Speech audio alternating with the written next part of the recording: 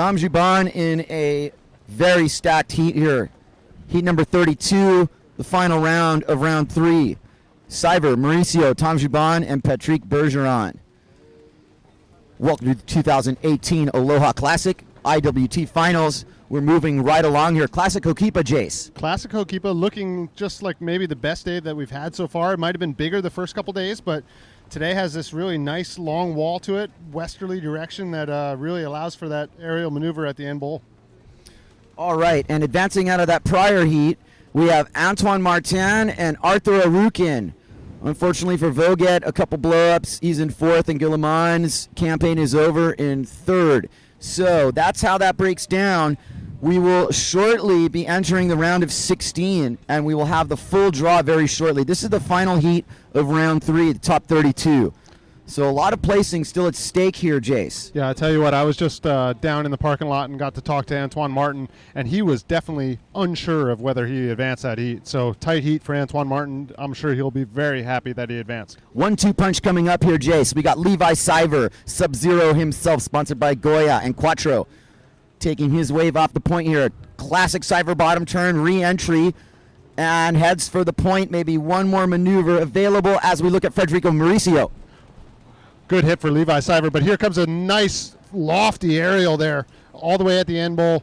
That was a good spot for him to hit that aerial. If he didn't make that, that was going to close out and no scoring opportunity. So you can see how the aerial put him into position for the rest of the wave. Mauricio got the better wave. I would go as far as to say that Siver rode his wave maybe slightly more aggressively. It's going to be a comparable score. Well, Levi is so adept at going vertical like that. It's part of the style that he lives by. You know, if he's not going vertical, he's not happy with it. Pardon our technical difficulties. We were not broadcasting for much of round 3 here.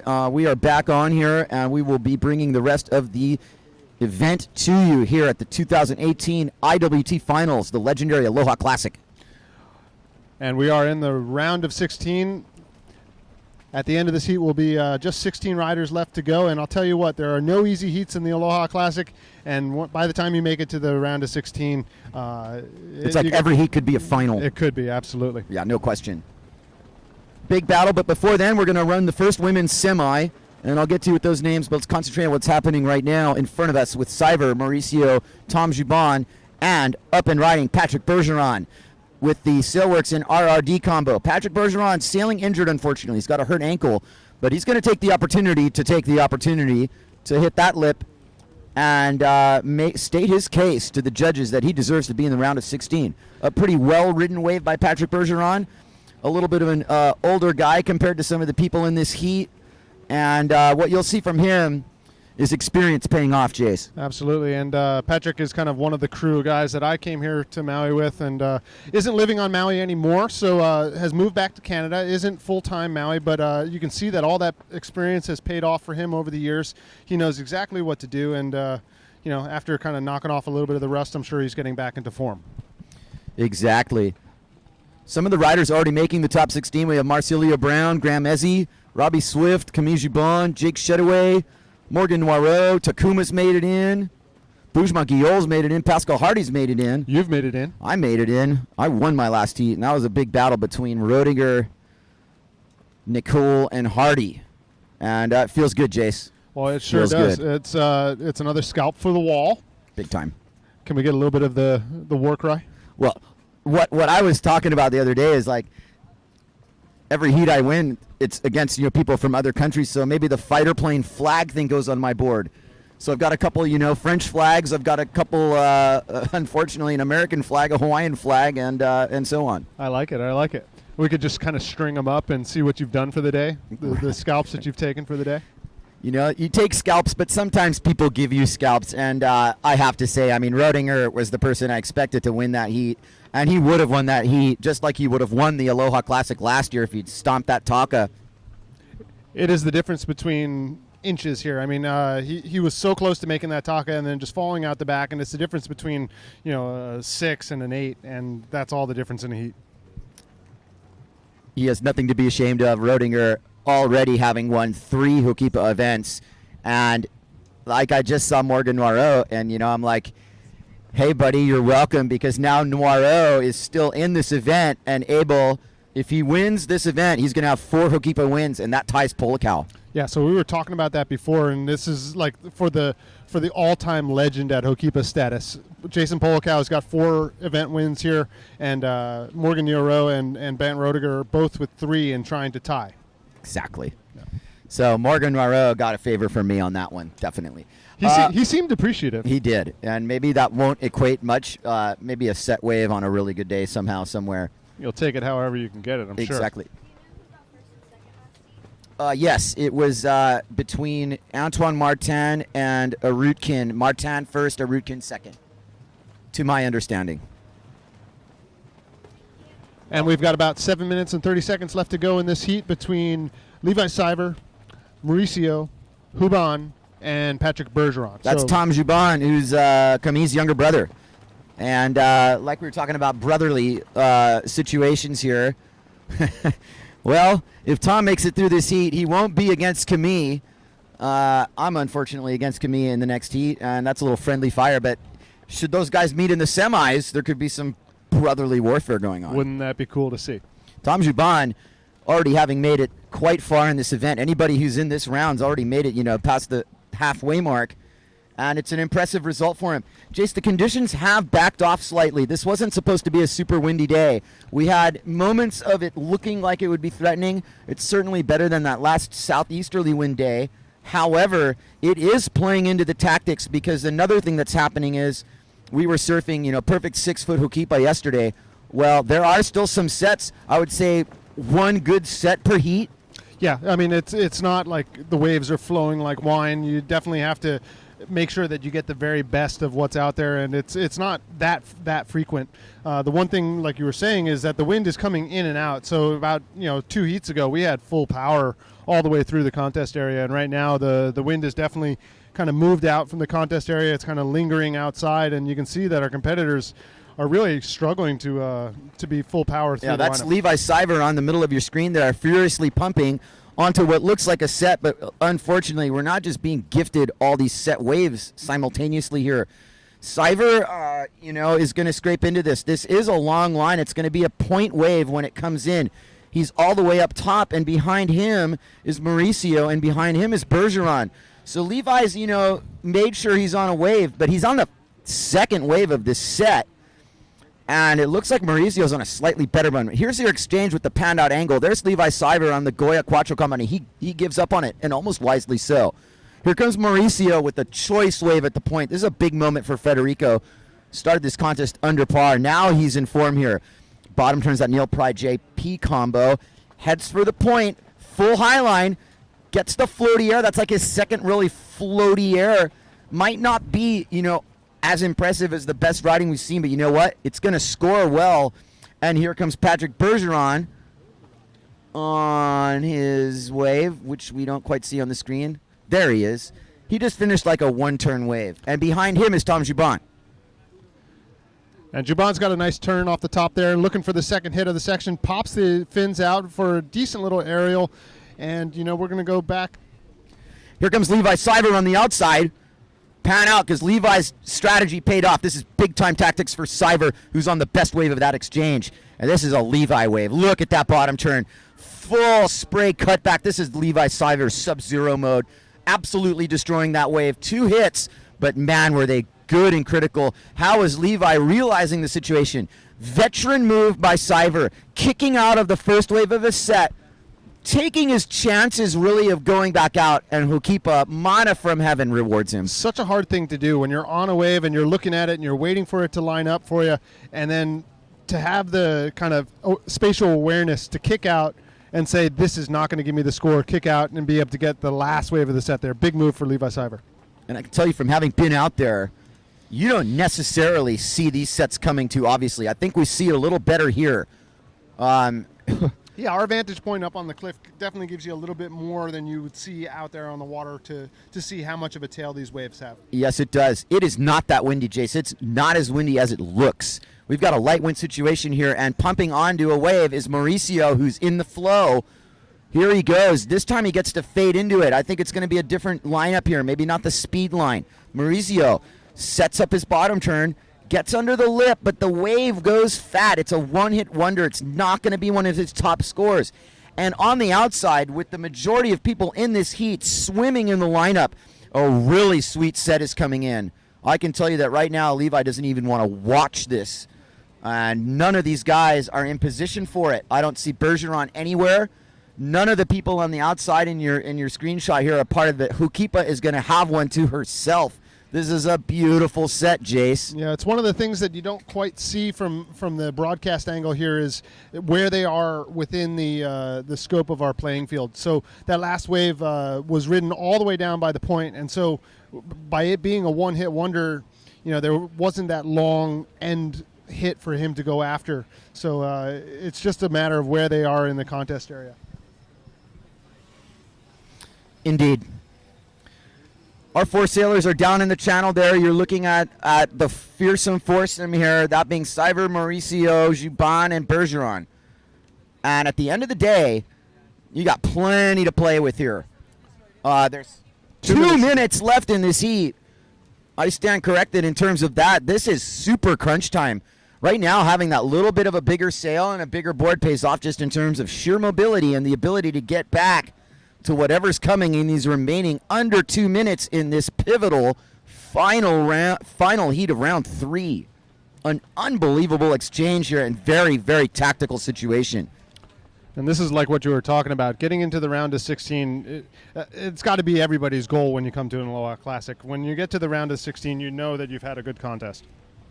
Word. I know that that's your goal. You know, my goal that might be realistic, and there's a couple sailors in this event, and a handful of them, and their goal is to win. And it's not like nobody wants to win, but when you say your goal is to win, you say that with like a realistic expectation if you haven't already won before. And hey, any of these guys in the top 16, sure, they want to win, but there's a lot of guys, myself included, are just happy to be there. Absolutely. Yeah, just look at it that way. These dingles play out considerably, but let's look at our heat standing here. We got Ride Score Live. Cyver's in first with a 5 and a 6.1. And, not surprisingly, Federico Mauricio with a 3.67 and a 5.03. So he's in second. Levi's the only guy in double digits. He's got an 11-point total. And Mauricio's at 8.7. Now, how far behind is Tom Juban? Tom Juban's got a 7.5. He's got a 4.4 as his high score, so he's looking to get the second score here. Okay, here comes Mauricio. This is going to probably be the last wave of his heat. And he goes for a do-or-die goiter and does not connect it. So with 13 seconds left, Cyver, who's got a wave and doesn't really need it, but he's at least playing the game. He's going to make sure that you can turn what would be a 3. And that's my watch, excuse me. Okay, Cyver's done. Juban's wave, if it counts, I would be surprised. This heat's over. This heat's over. Cyver's got the 5 and the 6.1. Didn't need that last wave. Was probably just looking at it out of, in case something was going in drastically wrong that he didn't know about. Just to be on a wave. A lot of it's psychological. Right now, you're not really able to play the field at your disposal. You have to be able to position yourself like a surfer. And what's interesting, Jace, is that this is prevailing in terms of surfer and local knowledge, positioning close to the peak. These are important things to be able to discern where you need to be. Okay, it's lucky, but you have to be good enough to put yourself in position to be lucky. You absolutely have to be in position to be lucky. If you can't get upwind and you can't get into position to jockey for that wave, somebody else is going to kind of skizzle right around you, and they're going to get it. So it'll be interesting to see if our heavier riders have a bit of an issue with the winds backing off. But, now that we're looking at it, Kai, we might not have waves at this moment, but it sure looks like the wind is actually kind of filling more in. Filling in and out. I think we'll get this combination throughout the day. Not super optimistic about how it's going to play out. The first women's semi is on the water. And Rob Funk, do we have that here on our... Yes, we do. Thank you. It's Angela Cochran. I'm not betting against her. Tatiana Howard, Sato Motoko, and Ana Maria Zoile. And I'll tell you what, Sato Motoko. It's Motoko Sato. Yeah, it is Motoko Sato. Motoko is not to be overlooked either. She has won and come very close to winning again out here. She's got very deceptive skills. Well, she rides the wave a lot like, dare I say, almost like a Keith DeBoule. You know, she's very tight to the pocket, very vertical turns, very surfer style. It is very Keith DeBoule-like. Yeah, it's like a girl version of Keith DeBoule. And, you know, somebody that you could aspire to be. You know, like, I like her style. And, Absolutely. A couple years removed from having a baby, so we'll see if she's, you know, back in that championship form again. Ana Maria Zoile making her presence known. I think she's had some very top results. She's gotten in the mix quite a few times. She's not really in the mix in this heat right now with her wave selection, Jace. That's not the one you want to be on. And Tatiana won't go unmentioned either, because out of the women in this heat, other than Angela, the local force here, Tatiana's, you know, day in, day out, been on the water a lot here. Well, there's that, and then she's also a phenomenal surfer. Yeah, you know, really Tatiana's a good windsurfer, but she might be the best surfer of the group here. Word. All right, Tatiana opens up the scoring there with her Neil Pride and Quattro combo. Behind her is Motoko Sato. You see, I like the split screen. Good job filming this, boys. This is the action right here. This is what's going on. Angela Cochran's behind Sato. So riding on the Goya there rig. is Angela Cochran on the Goya rig. Kind of not the best wave of this exchange, but it's going to be scoring material. Here goes Angela. She's not afraid to hit the lip, Jace. And that's not the same sail that she went out in earlier heats, so I'd imagine that she's maybe gone up to a bigger sail size there. That's actually a 4.5, she told me. Wow. And so is that more or less? I think it's less. Wow. I think that sail the other day that she put on the rocks was a 4.7, if I'm not mistaken. Interesting. Didn't you see her just sail right on the rocks that day? There's Zoile, who got caught.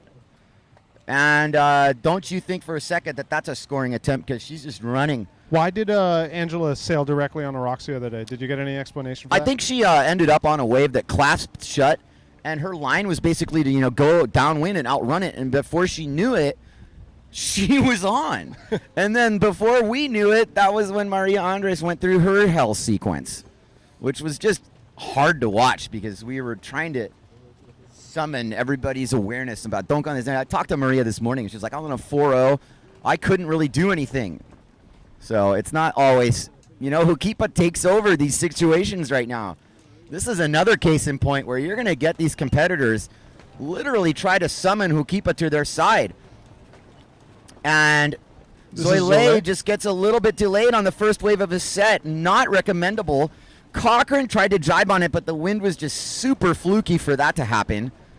So Cochran really doesn't get to back up her hit, but she had a good hit there, Jace. Yeah, it's interesting how the conditions, like we're almost midday here, but it's late afternoon type conditions. It's kind of drifting into the wave, making sure your positional battle. It almost seems like a end of the day sort of heat right now. It really does. You pegged it, Jace. It's kind of that late afternoon vibe.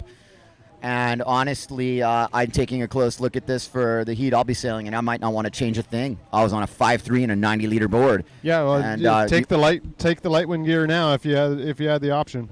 Yeah. So this is an in-between moment in this heat, but we will reflect very positively on what we've gotten accomplished in this contest. I think some of the shining moments have to be some of the performances on day one when we had the big swell. I'm also going to point to Brasinho's round 2 first heat, which chained us to that whole light wind affair in round 3. Well, he made it look good, right? I mean, it was just crazy. I've never seen a display like that in 5 knots before. Brasinho definitely has already stamped himself in this, but it's a lot of work to do left, and we're talking about the women here. So let's continue with that as Angela's on a wave. Take it away, Jace. Yeah, Angela Cochran kind of positioning herself, moving upwind a little bit, waiting for this wave to wall up.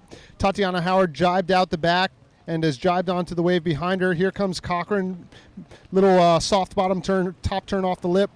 The wave's kind of walling up for her now. Here's a good top turn, big buckets out the back.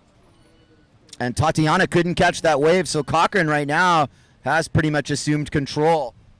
It wouldn't have been out of Zoile's ability. However, she was just out of sync. And Sato is combing the outside, and I have to say that that's showing me something, because Combing the outside's not paying off right now. But do you know what that means? She's got a 5.17 as her first score. So she's got a big first score in the bucket. Maybe she's looking for something to really just back it up, knowing that she's got a big score in the back. Sato has a 5-1 for her first score. Yeah, that's big. That is big. Angela Cochran, 4.4 on her first wave. Tatiana Howard, 3.33. And Zolé with basically a throwaway as her first wave. So all of our ladies have got their first score of the day under their belts and are looking to fill up their scorecards with a second wave.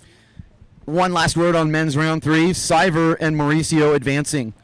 That heat went 1, 2, 3, 4. It was Siver in first, Mauricio in second, Tom Jubon in third, and Patrick Bergeron in fourth. So to Tom Jubon and Patrick Bergeron, well sailed, and aloha ba. We will see you on the next flip there. And straight into it. Some big heats coming up in round 4. Big time competition coming up here.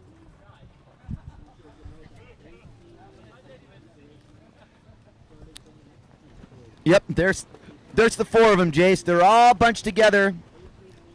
And You're you go ahead. well, yeah, you can see that they're all kind of jockeying for position, but they're all having issues getting upwind. It's one of those days where the wind allows you to get to a certain point on the reef, and then it gets really hard to move anywhere further upwind from there.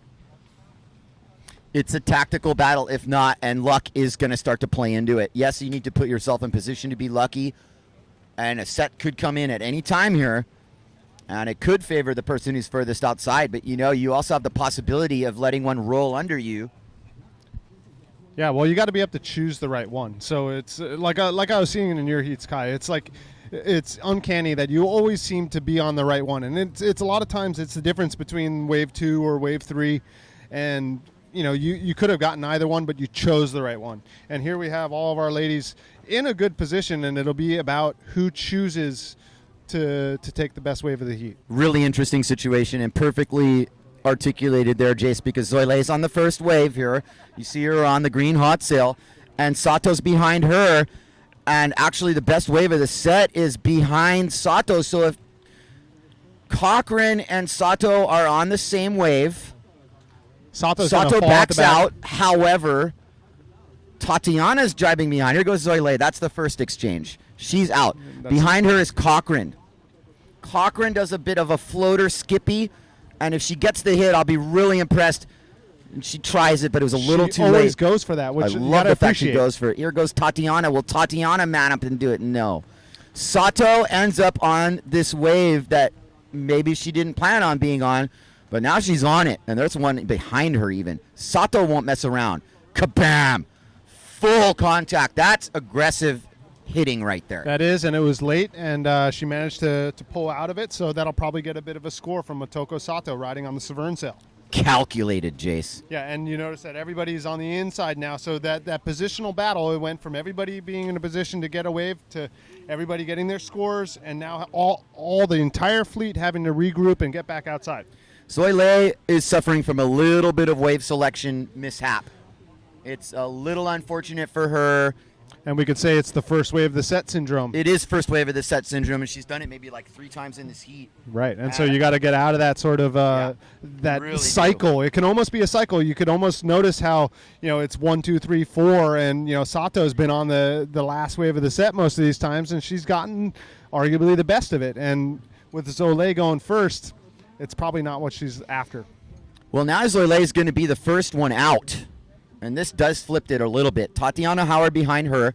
Sato behind her. Angela Cochran underpowered on her 4-5, trying to water start in the middle of the bay. It's going a little slowly for her. Well, however, we've got a nice set coming in, Jace. Well, you do, and like you're saying with Angela Cochran, it's hard when you're in that current zone there to get any sort of wind in your sail. And then you always have those speed bumps, the lines of white water obscuring your ability to to get forward momentum. It's hard. Zoile tacking on this wave. We've got 6 minutes and 30 seconds left in this heat. Cochran's going to squeak out. We are definitely losing the swell. What looked like it would be a considerable set came in at about shoulder high. And this will start playing the point into prominence a little bit more. I think it's going to factor in a little bit more riding the point now because it'll magnet in a little bit.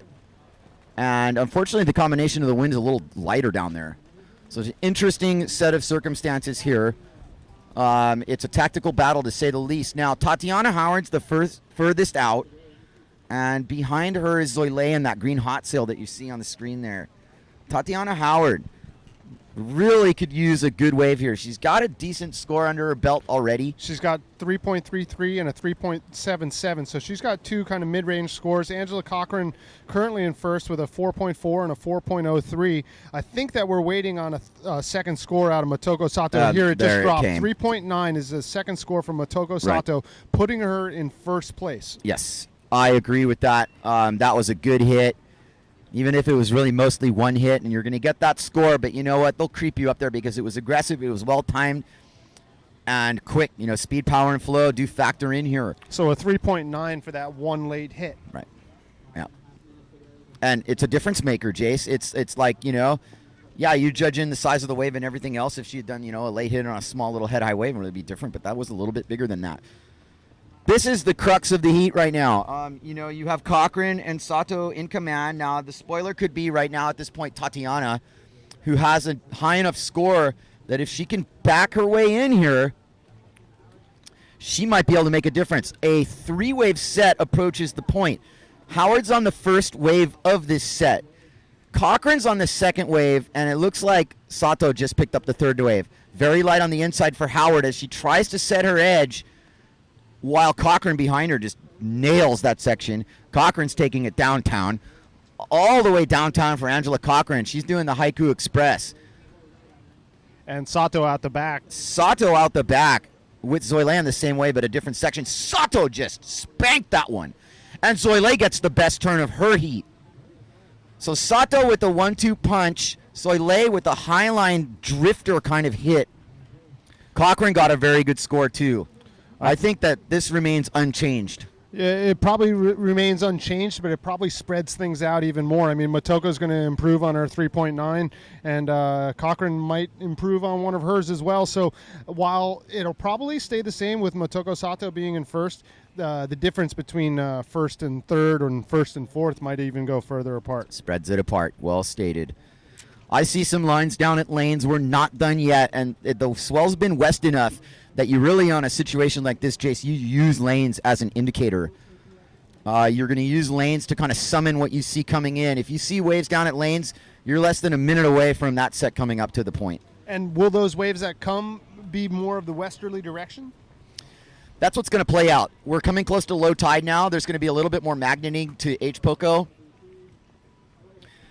The answer is yes. Directly relates. I always like picking your brain about these sort of things. It's interesting when you start seeing waves that come kind of from the lanes area. That's a different scenario than when waves come from the, you know, the pavilions, green trees sort of area. That's swell direction. Yeah. Here's Sato picking up a point wave. This is what we're going to start seeing a little bit more of now. I think the point's going to factor in here. Here goes Sato. She's just keeping busy there. She's That's just not keeping gonna improve busy. her score, but you know, riding something is always enjoyable, at least. Ooh, we have a really nice set at the point here, and Zoile's on one. And while Tatiana has jibed, she's not going to take it from Zoile. Zoile's on a difference maker here. And there's a really good wave on the second part of the set sequence that Cochran's just jibed on. Whether Howard can catch it or not, here's Zoile, best wave of her heat for sure. And she does a very nice high line snap there. And she's going to take it to the point with not a whole lot else fluttering but her hair there. Cochran with the fade line punches her bottom turn, stays close to the wave, surfer style. This is classic Angela Cochran, really swooping her turns, getting a lot of turns and hits. Not quite the same level of aggression as Sato, but maybe more turns. Well, she was in the very right spot for that wave, and you got to appreciate that. She waited when she needed to wait, and she ran when she needed to run. Fact. But Zoile, you know, while that probably will not move her out of fourth position, that is definitely going to probably double or more her best heat score. She had a 1.67. That is going to be a big improvement on that. So Zoile making an improvement. We've got about a minute and 40 seconds left to go in this women's semifinal heat number 1 of the 2018 Aloha Classic. I'm here with Kai Kachadorian, and we're watching some amazing action from our ladies. We are, and this is going to be the only women's semi. We're going right back into round 4 of the men here. Proman 30, yes. Got it. Okay. So the next heat is going to be Brown, Mauricio, Ezzy, and Arutkin. And during that heat, I'm going to be on my way out because I'm against Robbie Swift, Juban, and Shedaway. Tough and heat. after that's a final, that's just a sick heat. Noiro, Takuma, or is it Takara? Takuma, thank you. Bujma Guillot and Pascal Hardy. And the final heat of round 4 to make it into the top 8 is Antoine Martin, Moritz Mauk, Levi Seiver, and Hashimoto. No easy heats as you get this far in Aloha Classics. Oh, no easy my heats. goodness, no. All these heats are stacked. They were stacked 2 rounds ago. What is factoring in here, if I'm trying to think who the local sailors, Hokipa sailors are, and there are quite a few of them. But there's an impressive array of the PWA guys. We've got Mauricio and Arukin. Swift's in the mix. Juban, kind of qualifies as both Hokipa local and PWA guy. Shedaway's a local guy. Not, Guillot, he's kind of on his own deal. Now, Martin has been an IWT guy, and he is the tour leader. And the further along he gets, the closer we're going to be to crowning him IWT Tour Champion. Yeah, so that heat's over. You didn't really miss anything other than my watch beeping. Thank you very much, Rob Funk. So we're going to move right back to the men? Yeah, we're going to move right back to the men. And quite honestly, I think I will go get ready for my heat. So Shaka's up. On what looks to be a little bit of a intermediary type set, there might be something for him to work with there.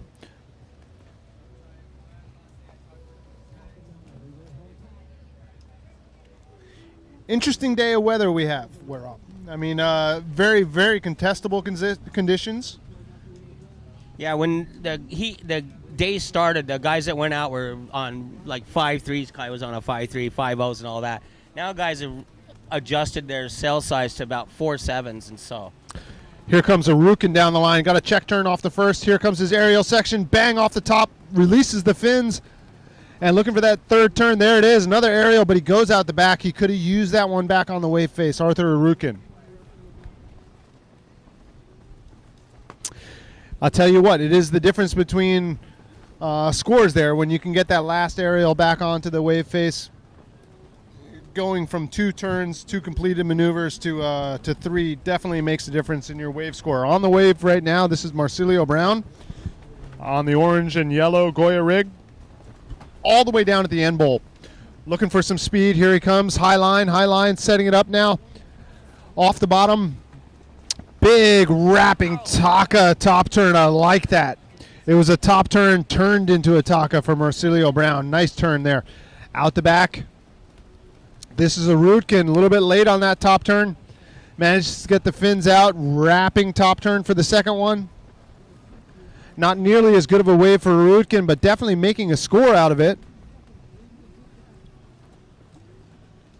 If you've been following along live on our Ride Score mobile live scoring, you'll see that we've had a bit of a shake-up here.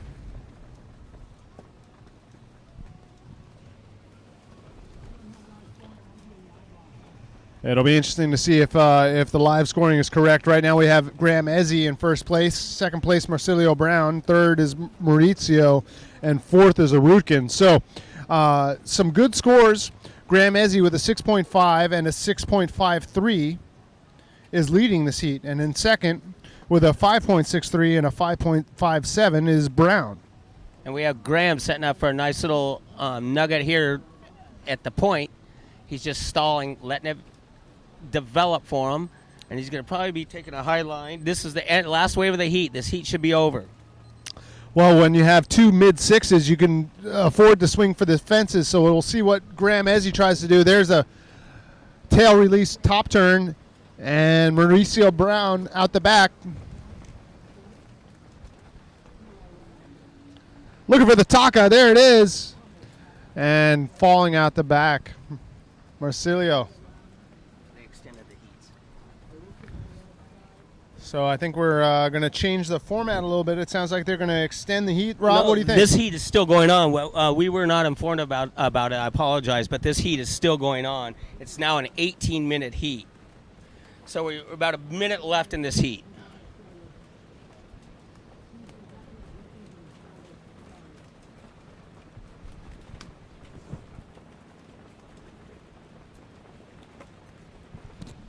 Well, that's a big deal, Rob, if they added 2 minutes to it. On the wave now, this is Maurizio riding on the JP Neil Pride rig, falling out the back on that top turn. Out the back behind him, this is a Rutkin.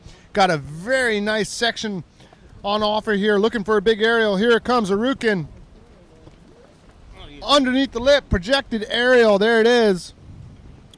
Had to kind of negotiate around Maurizio. Yeah, that kind of messed up his timing, the whole thing through that wave. Yeah, he might have gone a little bit sooner if Maurizio wasn't kind of on his way out there. Or maybe even hit it sooner. Yes.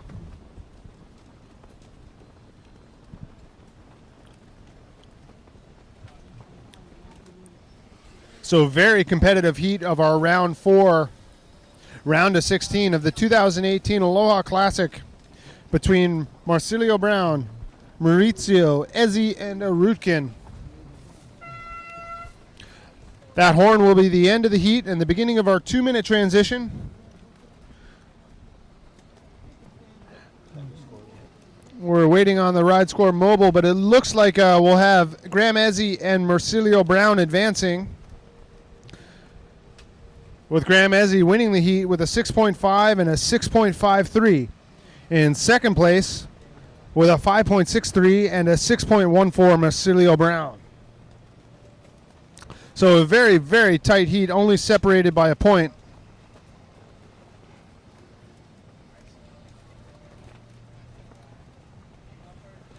We've got Marsilio Brown and Graham Ezzi making their way into the semifinals. We're in our transitional period, 1 minute left to go as our sailors make their way out into the competition area. In this heat, Kai Cachadorian, Robbie Swift, Camille Hubon, and Shedaway. Jake Shedaway. So this is the older of the two Shedaways, the mid Shedaway. This is the mid Shedaway. The mid Shedaway with a new hairstyle. New hairstyle. Like Bant. He and Bant took it all off. Max Shedaway is at the University of at Duke University in North Carolina, getting his education.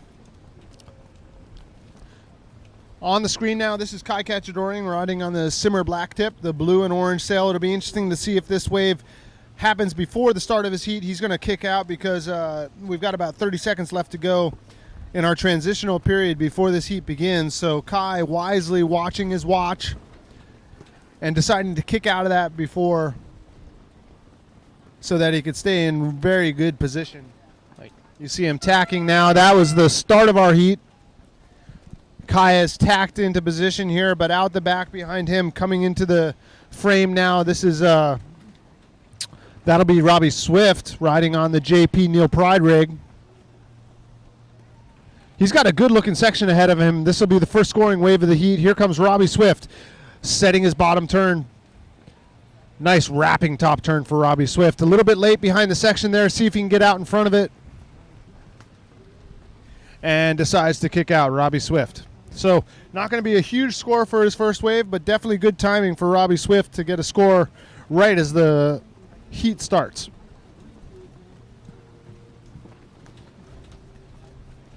A little better wind in this heat. Yep, and out the back, this is Kai Cachadorian.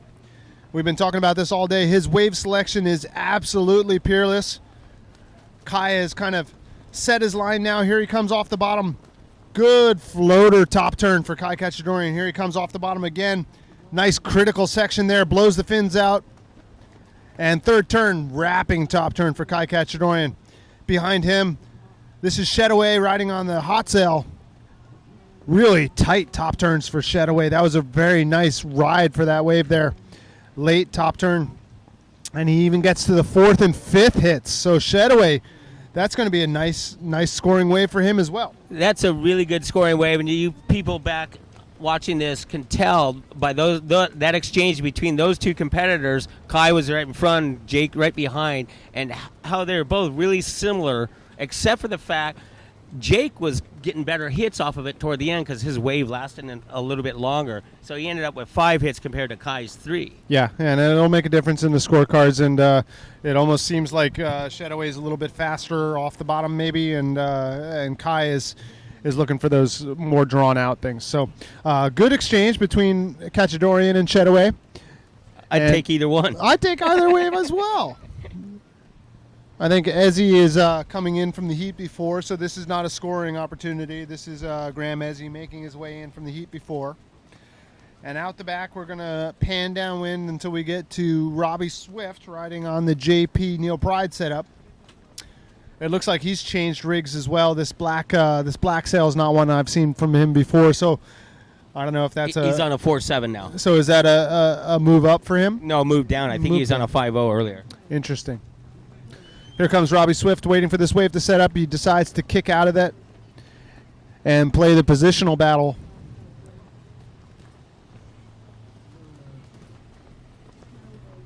Beautiful day we've got right here, Rob. I mean, the winds have been a little bit on and off, but by and large, very contestable conditions we have. Very, very contestable. This is your typical trade wind type day in the fall for Hawaii. It's beautiful. Trade wind clouds on the horizon. West Maui Mountains have the trade wind clouds. And we have a fun little northwest swell that's hitting in here. Yeah, and on the wave now, this is Kai Cachadorian riding on the blue and orange simmer sail. Taking his time now, waiting for the wave to wall up. This is going to be a good one, folks. This wave has got a long tail stretching all the way down to the point. Here comes Kai Cachadorian setting it off the bottom. Aggressive top turn, throwing some buckets. Check off the top. Here comes the second turn. There it is. Nice wraparound on that one. Looking for the aerial section on the third one. There it is. Tweak. I think he listened to you. That's not Kai Cachadorian. Oh, that's exactly, because that is Camille Hubon. And he didn't listen to you. Well, that tweak is a little bit of the difference. Here comes Kai Cachadorian with a floating aerial, but you can see the difference between the two simmer sail riders there. Camille Hubon managed to kick a nice tail throw with his. And out the back, this is Robbie Swift. Here comes his aerial section, looking for the Taka. Oh, lands perfect. Oh, that's going to be a big score for Robbie Swift. You'd call that a goiter almost, wouldn't you? Yeah, absolutely. Yeah. And he landed right in the flats. It's a type of, could have broke his board.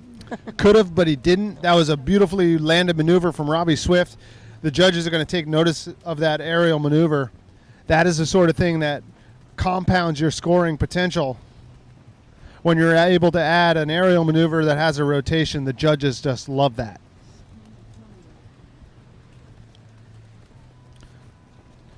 .13 minutes and change left to go in this heat between Kai Cachadorian, Robbie Swift, Camille Hubon, and Chetaway.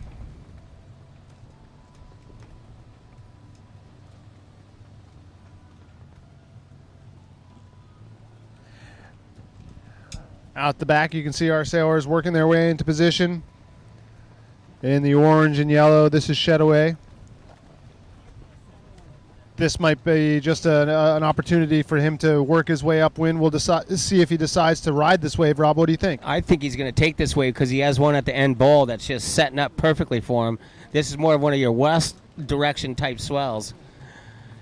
And he's just getting to the high point so he can do a run right here.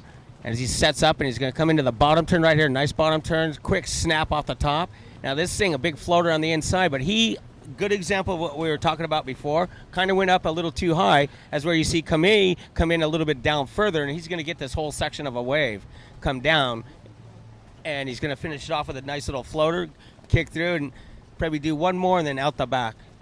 But you saw the difference, how Jake just faded a little bit too deep on that one. He did get a good wave score out of it, but he probably could have done more if he just started down the line a little bit earlier. What do you think? Oh, you're totally right, Rob. If you fade too far up top and you're not able to get around the section, it really limits what you can do. And it's interesting. Jake Chetaway has a 7.5 as his first score, so he's sitting on a massive score. Camille Hubon has got a 7.93 as his best score.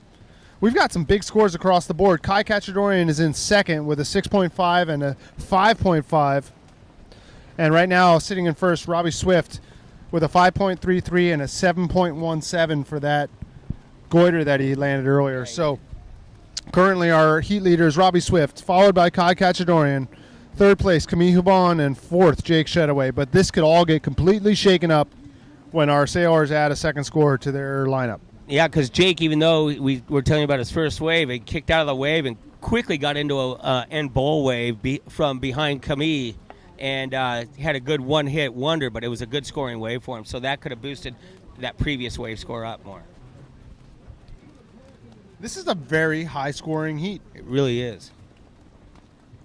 But that's the way it is. Usually when you get down to these riders toward the end of the ladder, the scores are going to be boosted, and people get to see how good these guys are under pressure. Yeah, to see what the ceiling is for the very best riders in the world. One of our very own, here comes Kai Kachadorian, pulling double duties, doing the sailing and the commentating. Now we get a chance to commentate about him. Kai Kachadorian fading upwind. You can see the patience that he has. Here he comes, setting the bottom turn line now. Under the lip. That was a beautiful aerial from Kai Kachadorian, and then the second tail throw as well. I was almost second-guessing myself to see if that was Camille because of how vertical he was on that aerial. That was beautiful. Here comes the auto rotator from Kachadorian trying to add some points to the very end of his ride. You could hear Kai yelling at the end of that wave. I think he may have been bummed that he went too deep too, because you could hear him, but he had two really good hits on that. So if he's mad, I don't see why. Oh, it's interesting. He does look a little frustrated here. He's giving us the... I don't know. He was talking to he was talking to Jake Miller on the drone. I guess he didn't like that, but that will be a good score. I mean, 2 late aggressive turns for Kai Kachadorian probably will advance his... Jake, was he flipping it off?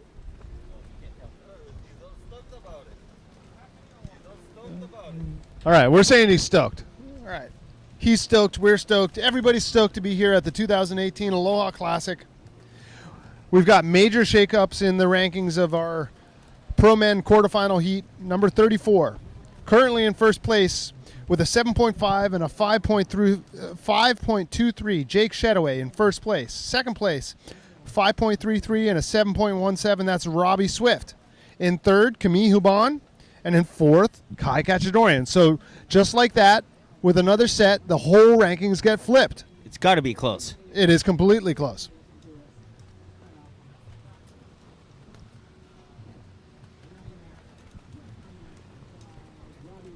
Okay, Swifty fading upwind.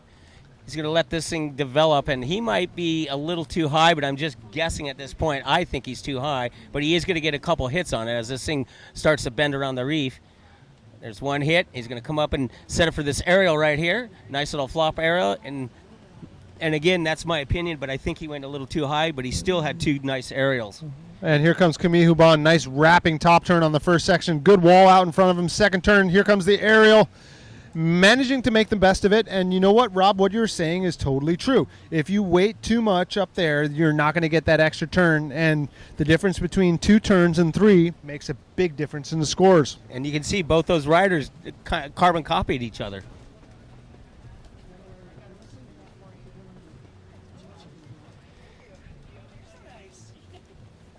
This is the tightest heat I think we've seen during the whole contest so far. And like we've been saying all day long, there are no easy heats as you get this far into the Aloha Classic. We've got 7 minutes and 30 seconds left to go in heat number 34. Making his way back out, this will be Jake Shedaway riding on the Hot Sails rig and the JP board.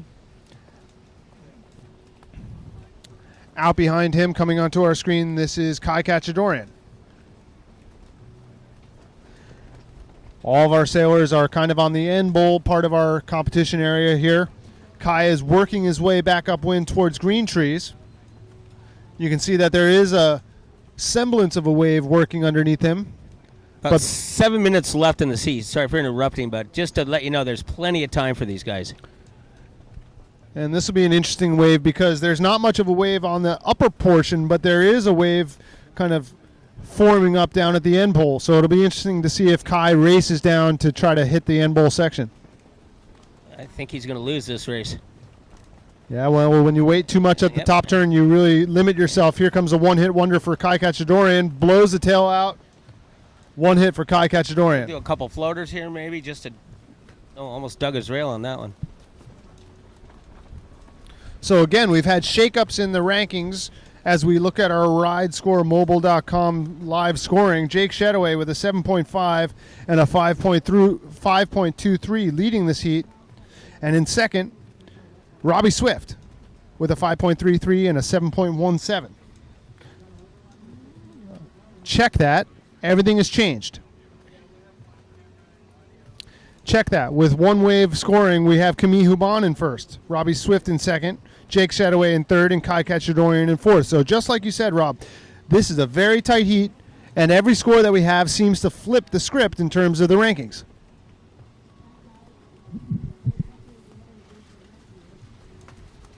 Jake has a wave coming to him on the outside here. If we're on Jake, we do.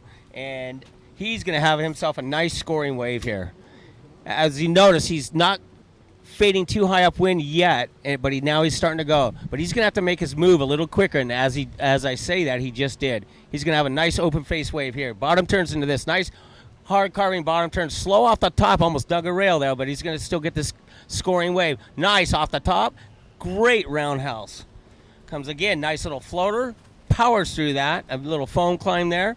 Might do one more, floater, and a double floater, and that was a nice scoring wave for Jake Shadoway. As Swifty does the Taka. That was just on the wave right behind Shadoway, so we didn't quite get to see it. It was a one-hit wonder. It was a Taka. It was landed clean by Robbie Swift, but just a one-hit wonder. Out the back, this is Camille Hubon riding on the Simmer Black tip as well. Nice top turn and into an aerial section, blows the tail loose for that one. So Camille Hubon manages to get a good score out of that wave. You can see how quickly he had to get those two maneuvers in there. Not a lot of space nor a lot of time to do it.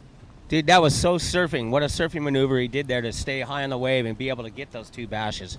You can see how hard it is to get both turns into that small space. Here comes Kai Katchadorian. Aerial off the top, floatering it off the end section, and able to get back up for one more. Kai Katchadorian trying to answer back to Camille Hubon's wave.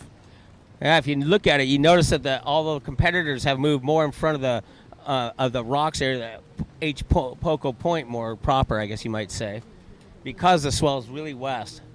As you can see deep out in the back is Morgan on a wave, which isn't in this heat. Yeah, so we've got the positional battle. The people that are waiting for the next heat, they're upwind and they're kind of...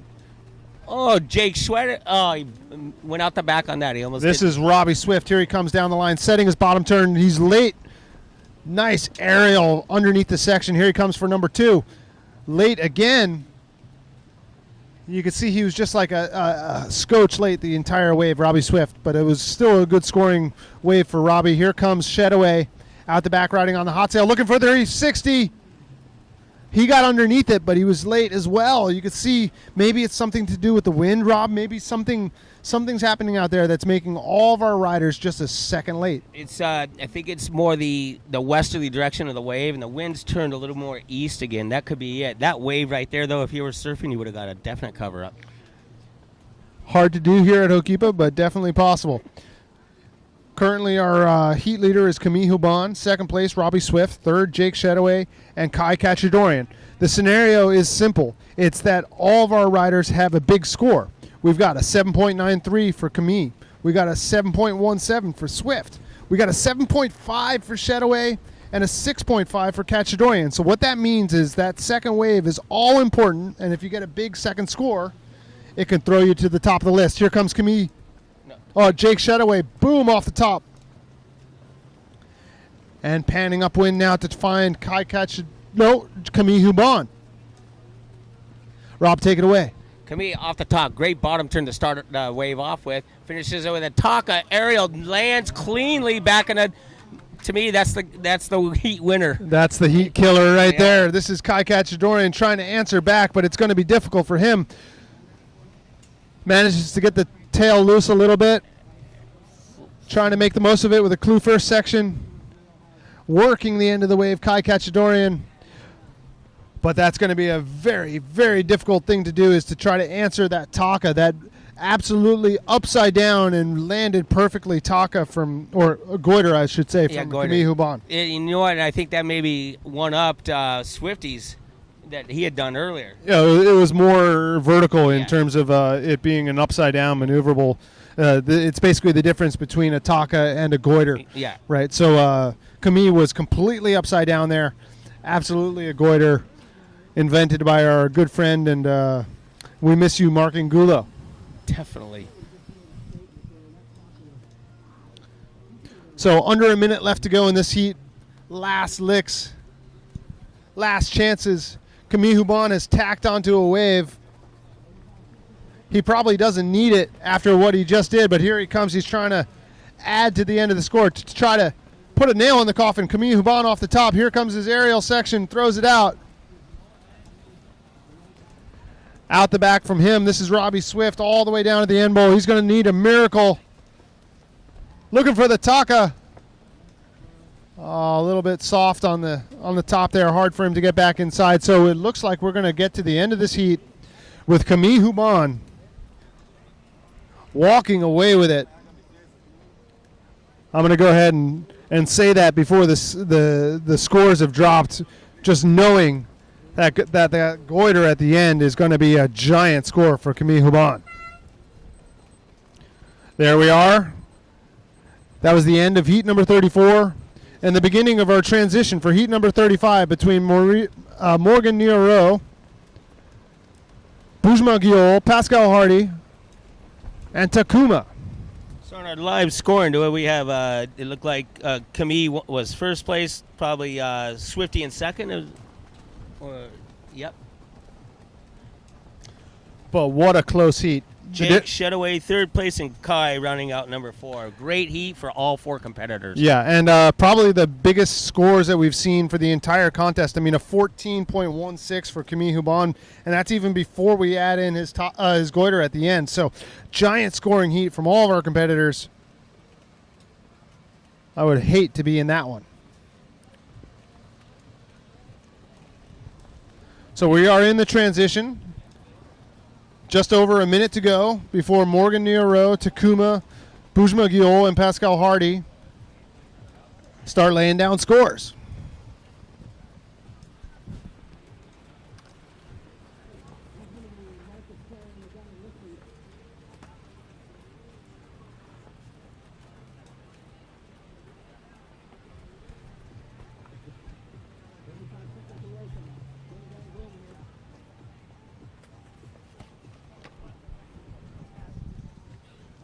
Rob, the score dropped. Do you know what it is? No, I do not. Take a guess. What's the score for the goiter for Camille Hubon? I'm going to say an 8.7. He got a 9. I was close. Yeah, well, you were close, and you were right on target. Got to give a little bit of room at the ceiling in case you're able to do more than that. But, boy, that was a wonderful wave for Camille Hubon. He's scoring a 9 with that goiter. I bet you the judges liked how vertical it was. I bet you they did, and that's how you call it, putting a nail in the coffin. Absolutely, and when you saw when he landed, it was like it was that landing position that just popped him right back in front of the wave. There was never any sort of wallowing in the white water. Clean. It was a clean landing for Camille Hubon. So congratulations, advancing on into our semifinal round number 38. That'll be Camille Hubon advancing with Robbie Swift, I would imagine. Yes. All right, so we're just under 30 seconds to go in the transitional period before our quarterfinal heat number 35, pro men between Morgan Niro, Sugi Takuma, Bujma Giol, and Pascal Hardy. On your screen now, you can see all of our riders out the back. They are down by the point. That is a downwind position. All of our sailors kind of working with the winds that have been giving. It is not as windy as we've seen today, Rob, but not as light as we've seen. No, this day's been kind of fickle. It's been teasing with us. The wind's been better in the afternoon part of the day so far, but it does have a time where, like right now, one heat could be windy and the other heat is what we're looking at right now, but it could develop in these 18-minute heats that we're in now.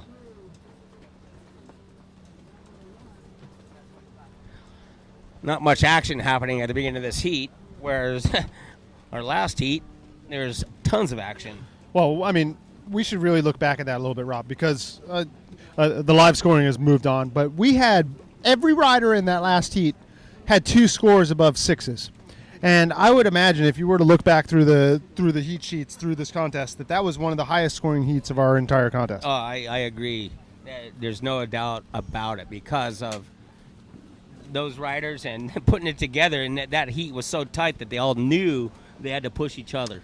Yep. Well, it's one of the best things about competition, isn't it, Rob? That when you know that you have to get to a certain level, it really helps you push that level. Perform. Yes. So I'm happy with that last heat. Excited for what's to come in our 2018 Aloha Classic. I'm sitting here with the mayor of Hokipa himself, Rob Funk.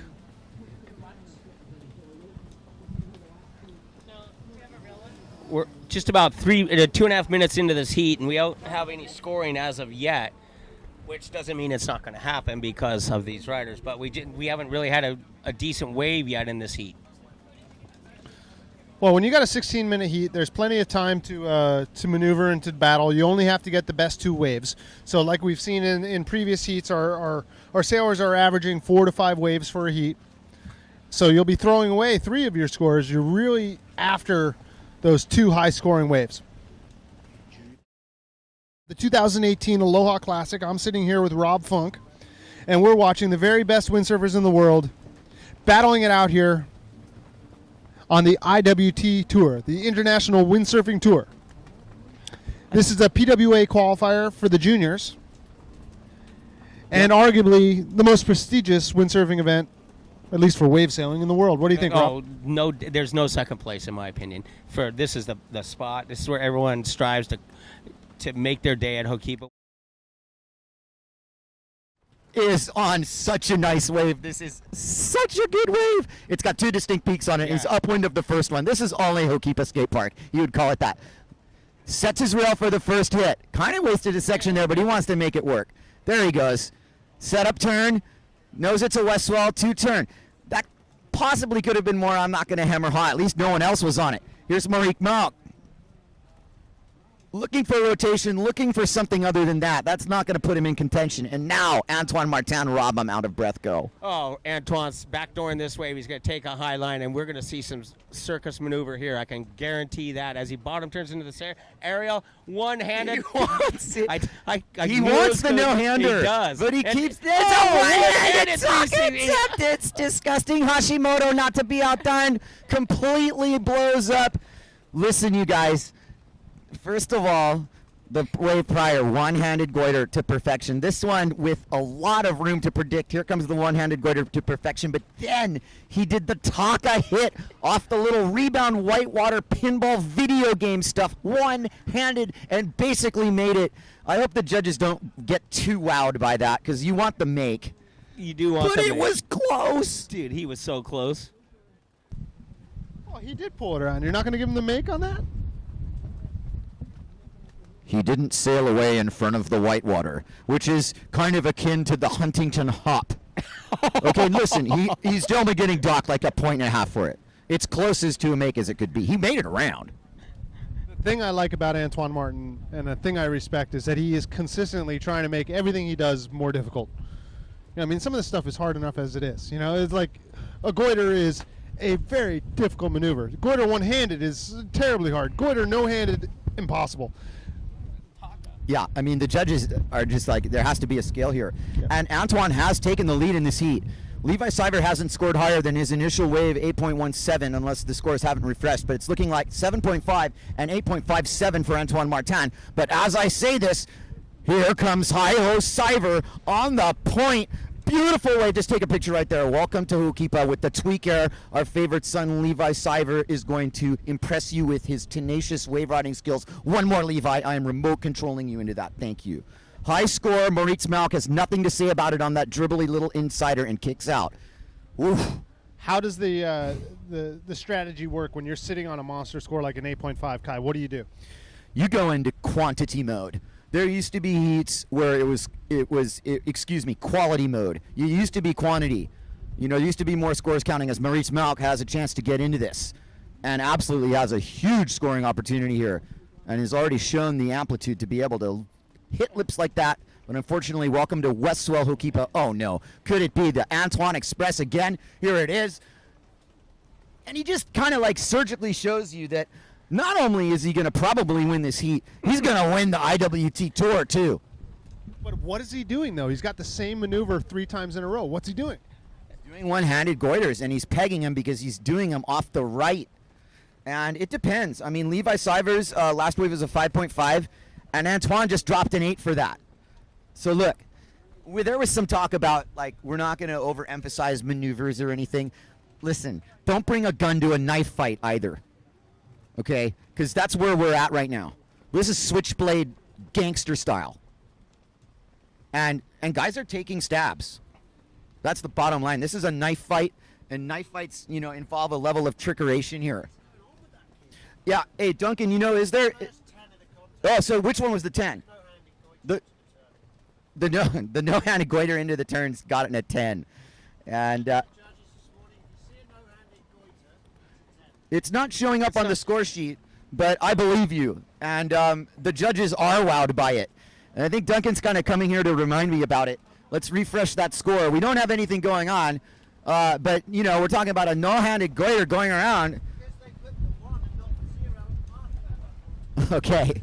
It's because it was a 10. Have no doubt. It was a 10. And we remember some of the 10s in contests past, and they were done on bigger waves with sort of a different body of work. But, man, if you're talking about futuristic wave riding, you can pretty much, we need to give Antoine a name that has to do with some sort of extraterrestrial, like there's Antoine Martin. Could we call him ET somehow? Or somehow. We'll get to that. We'll work on that. But, I mean, we're basically working on what is the most that you can do with that possible section, right? And when you go goiter as your high end, and then you say no-handed goiter.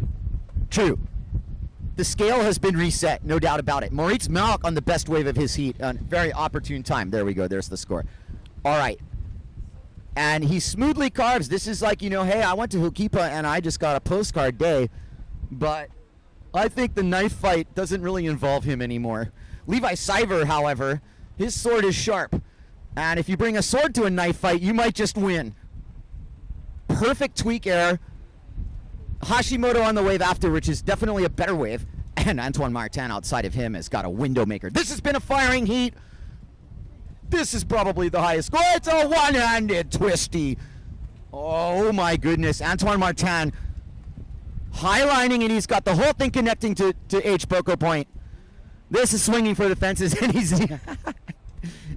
he kicks out. This is the best possible scenario for watching a windsurfing heat. Antoine Martin has got big scores in the bag and has nothing to hold back for. Exactly. He could just swing for the fences now. That's true. You should probably try to avoid injury, Jace, but other than that, I completely agree with you. This is highlight reel stuff on a level unprecedented in wave sailing itself. Antoine Martin's on another wave. The machine is on, and, he's a hungry guy. And I think that there's a lot to be said about him right now, which I'll get to. We'll just watch a little pure wave riding. No-handed aerial! Are you flipping kidding me? No-handed aerial. Get the F out of here. Deep breaths, Kai. Deep breaths, and we all love it. That was amazing. Don't you love the commitment from Antoine Martin? Giant aerial, throws the hands back. Moritz Malk off the point. He's not out of this heat yet. Nobody is, technically, when you're seeing stuff like that. Oh, baby. Nice hit, Moritz, and here comes Levi. He needs it bad. Really wants some big combo here. He can do it. Here's the opening one. It's a 360 out the back, pops it. No thanks. Judges are like, okay. Like midway through, you're like, if he makes this in combos, it may be. Now, back to the 10, Jace. That's the last wave on his sector, but he's got these scores. Antoine Martin, he's stacking chips. 7.5. 8.57. 7.33. 8. 10. It's like, dude. Save some Can't he swing just for the come in final. and talk to us while this heat's happening? Oh, my goodness. Out the back, all the way down on the Should end put a bowl. mic Levi on. Siver just looking for anything, tacking. Here we go. Minute 15 left in this heat, and we are seeing probably one of the best heats of the whole day. No-handed aerial? Oh, I'm going to show that one to Mark, man. I'm going to call Mark Angulo up and just like, dude, some of the stuff that you started, it was a one-handed back loop just because we're not counting jumping. He doesn't need two hands. Well, that's okay. At least he did it. That'll go in the edit. Jake's got it on the drone. Aerial Video Maui. I'm going to be talking to Jake when really firing conditions happen. No better investment to make than your own personal drone pilot to film your session. My God, I might just lend him my rig too while I'm at it. I could fly a drone, no problem. Fireworks we got going on here, Kai. Fireworks. The biggest score. Dude, it's the 4th of July in late October and early November. Man. I love it when we get to call these historical moments. You know, last year Rodiger really came through with some, and this year Antoine has taken center stage all of a sudden. Not to take anything away from Levi, Jace. But, you know, Levi has had a couple opportunities that have been left on the table, and he needs a little bit more. He's sitting in second, and he's got a, oh, that's going to be it. That's the heat. Hashimoto says Maharo. Green flag up, and Maria Andres' wave counts. And that was Shauna Kropas. This is Maria Andres. My bad. Kropas in green started the heat. This is Maria Andres. Getting a lot closer to sealing her IWT Tour title. But it's going to take more than that, and she knows it. Behind her, arguably the queen of Hokipa, Sarah Hauser.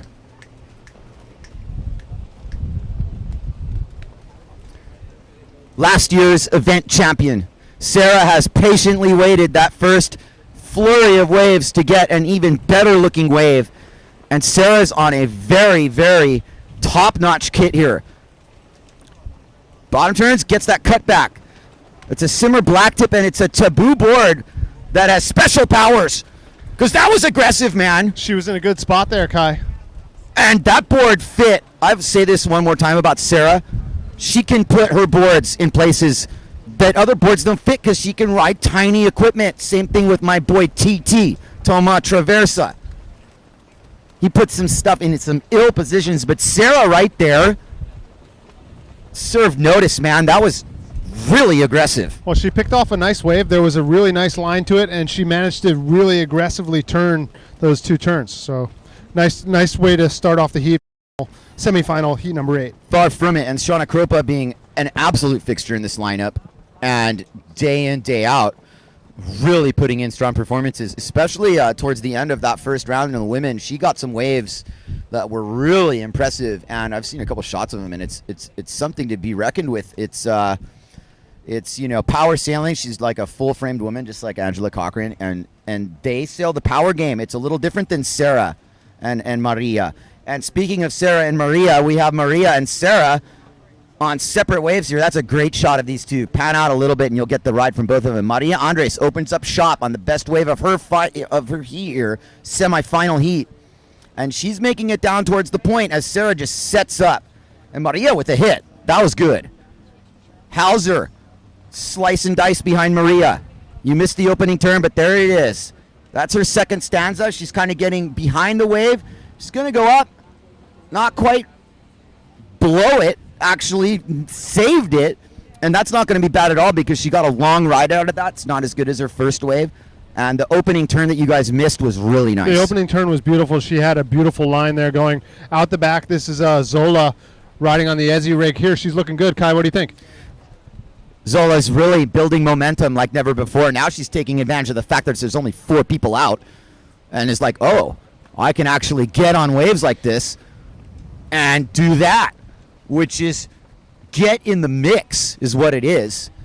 And I'm really impressed. This is a situation that is really not secure for any 4 of these women right now. Absolutely, Kai. It is the devil's choice, though. When you have Hokipa to yourself, when you've got 4 people in the lineup, you can get any wave you want, but that's it's the devil's choice. You could choose the wrong wave, and you know that last one wasn't a very good wave for Zola.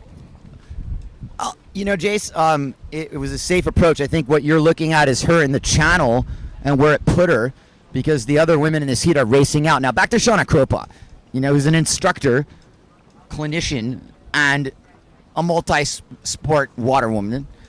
And spends a lot of time at Hokipa. Spends a lot of time at Hokipa. Maybe the only one that's spending more time here is Sarah Hauser. I'll agree with that. You know, day-to-day, I'll out agree there, with hours that. on the water. And the thing about Shauna is she hasn't really, she 4th last year, and I think that she's been at this a long time. I met her in Ireland back in 2000 when the PWA came, and she was living in Ireland then, a completely different life. And I was always really impressed with her, kind of like, she's got a really chipper, bright attitude, and it comes out on the water. But what comes out on the water, Jace, is a little bit more of a brute force power thing. She's like really realizing, I think, also in tune with her rig, her new duotone rig, as well as Maria Andres. And we're going to elaborate on that with Voget a little bit more, but it's really suited her. Well, it's a big deal to change complete board, sail, Yes. everything sponsor. That's a big deal. Now, Shauna's on a good wave. It's definitely kind of an afterthought in terms of, okay, she got on it to see what it would do, but kicked out of it. Shauna's still sitting on that score, and she should realize in her position it's more about quality than quantity as well. Wise kick out. Yeah, so there's a 6.77 for Sarah Hauser as her best score, 5.4 for Shauna Kropas as her best score, 3.67 for Andres, and we're waiting on a score from Zola. So some solid scores for Hauser and Kropas, looking to fill out the rest of their card with their second wave score. You're watching the 2018 Aloha Classic. This is semifinal heat number 8 of our women's division. All the way out the back, riding on the black tip simmer sail, that's Sarah Hauser. You can see that all of our competitors are on the outside. They're kind of on the end bowl area, making their way upwind towards green trees. The wind has filled in. It's definitely windier than it was just a heat ago. Fading all the way upwind. This is Hauser. She's now up by green trees, waiting for the wall to set up. Here she comes off the bottom. Engaging the bottom turn, looking for the top turn, bang off the top. Here's the second turn for Hauser through the flat part of the wave, able to get back up for the third. A little bit of a sloppy third turn for Sarah Hauser, but able to get back in front of the wave. So we'll see if that shakes up our standings at all.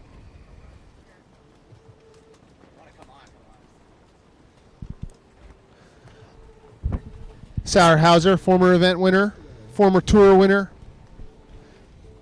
battling for her tour life right now. As we've talked about in earlier moments, she had Montezuma's revenge in the Baja contest, was not able to make her heat. This is really heavy. So this is heavy. This is for all the marbles right now. If she can win, then her chances are alive. And if she somehow finishes beyond or below Andres, we could assume that it's all over for her. I was just talking to Russ Farrow about Antoine, just like one little last thing. And I was just like, wow, it's amazing how he feels so free to, perform on the scale. And Russ goes, he's been doing it all year. We don't know what to do. We don't know what to give him. You give him a 10. And I'm glad they did. Here comes Andres on a difference maker wave. Let's not get lost in this plot here, because everything Maria Andres does right now is important. It's everything. Zola's behind on the better wave. Maria is on a good wave. Stay with Maria right here. Maria Andres, our current IWT Tour leader, punches a very stylish bottom turn and backs that up with good wave placement on the cutback. Stick with Andres here. You do see action behind. We'll pan immediately after Andres gets that slash. I like it when she kind of throws it like that. Keep it on Andres. That's her third turn. But she goes down. Falling on the inside. And, not what she wanted right there. Out the back. This is Shauna Kropas. Okay, Shauna Kropa, that's her opening stern right there. And that's looking really good for her. This is a long line. She's not done by any means. Shauna now gets into that clean, crispy blue wave face. Turns a little soupy, but she is definitely not done. She's going to save it. Almost. Now, moment of the heat. Andres is on that inside wave. Rides it, 3 hits it, falls right at the end. The door's wide open, Jace. Yeah, it's so hard to say. I mean, I'm looking at the ridescoremobile.com right now, and currently we have Sarah Hauser in first, Sabine Zola in second, Andres in third, and Shauna Kropas in fourth. But I think when we add those last scores, that everything will probably shuffle again. Well, Zola blew out the back on a really good wave. She's on what would have to be considered an inside wave because there's a big set coming that Hauser's just backed out of. Hauser's on the bum of the set. She's all the way outside. Here's Zola. Nice wave positioning for Zola. Didn't quite get the rail into the wave like she would have wanted to. Her ride's pretty much done. Shauna Kropa on the wave behind that, and Sarah Hauser right there in your screen on the wave. Shauna goes out the back. Stick with Hauser. Here we go. Perfect placement for Hauser. Look at the control off the bottom. Really saved that, and that's impressive. That board does have magical powers. Oh, you saw the way she had to take her hand off there to get back into the wave face, Kai. What happened there? What happened there was Sarah's level of agility and training paid off. She's going to deep to peak relief, deep relief. Samantha Campbell and crew, she trains there.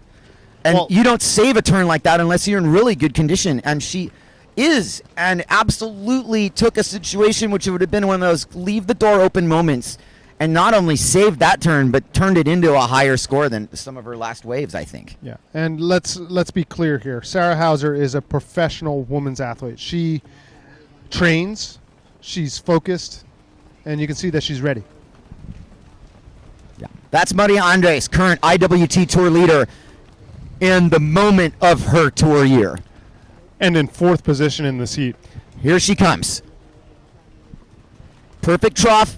It's really setting up well. There is a better way behind it, but unfortunately Maria can't seal the cutback. She might fade into the next one out the back, though. This is interesting. That might have worked out much better for her, ultimately. If she tacks on this wave, it's a good move. Or the second one of the set. There's a big set coming, but Hauser's already outside on the best one. Maria might have one after Hauser, but Hauser's going to claim that one on the outside. There's no two ways about it. Kropa and Andres are heading out. Zola is on her way in. That's a beautiful looking rig, Jace. Kudos to the Ezzy guys. I think they make a great product. I got to admit, that's a nice looking sail. And here's Zola taking advantage of the high aspect rig. She can stay close to the wave. She's not going too critical, and she goes down. She's losing momentum a little bit, but still been a good heat. Hauser, on the other hand, seems kind of hungry for something here. She looks like she's kind of clawing her way into this wave. Claws are sharp. Look at the sharp rail work. I'm not even kidding. That board has just changed her. Unbelievable, really. And it's critical positioning. You know, it took a standard-looking wave ride and actually made it really something else. Yeah, it made it look impressive, and I am not betting against Sarah Hauser these days. How's the kite wing out the back? We've got some sort of crazy foil kite wing. Is that what you're... Yeah, I was mentioning it. I think the guy wants to get on the live cast, so let's not paying attention to him. There he goes. Welcome to the future, everybody. I'm a kite foiler. That reminds me of like the thing that they did on snow, right? Yeah. It's interesting enough. Who is it? Is it Lickle? I think it's Flash Austin. Flash. All right. Well, just like it's Classic. always been here at Hokipa Beach Park and the island of Maui, lots and lots of development going on the water. But right now we're watching the 2018 Aloha Classic and the women's division, the semifinal, heat number 8. Let's focus on our Winterburn competitors up top there. You got Zola, you got Kropa, and they are definitely in a situation here. Let's get the scores, figure out where we're at. Is she in second? Kropa in second, Hauser in first. This has pretty much been the script of the heat. And Kropa could steal it. Separated by less than a point. Yeah, Kropa could totally steal this here. It's a 6.07 and a 5.4 for Kropa, and Hauser's got dual sixes in the mid-range.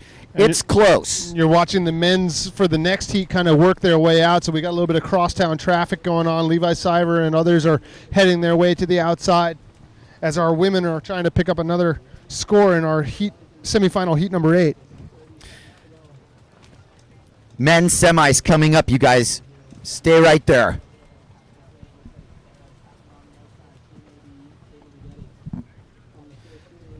All right, Albitoon, big shout-outs, bro. You can hear this on radio, so we are doing radio. It's nice to hear it somewhat live. That's great. Yeah, Alex. Whew. Well, we're having fun watching it. Whether we're talking just for ourselves or not, it does not really matter. We'd be doing this anyway. On your screen now with the duotone rig and the Fanatic board. This will be Maria Andres looking for something before the buzzer. Maria on the very inside, while Kropa could technically have claimed she got on that wave, but I don't think it's counting. And Maria, unfortunately, is out of this event, Jace. And that wasn't the plan. No, But she did make the semis. which is huge. It might be the difference. She might already be the champ, and if she is, congratulations to her. We will let you know, though, what the story is. There could be more in store.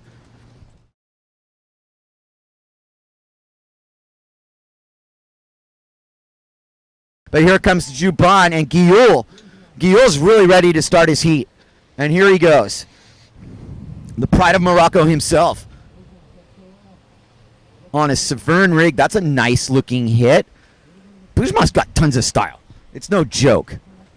Bouzma kind of going to lose his chance here. Wow, Camille Juban, first hit.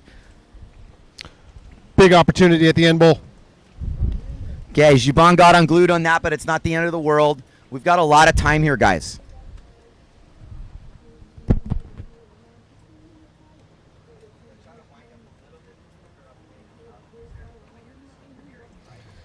All of our competitors moving their way upwind right now. On your screen, you can see Levi Siver all the way on the outside and Graham Ezzy.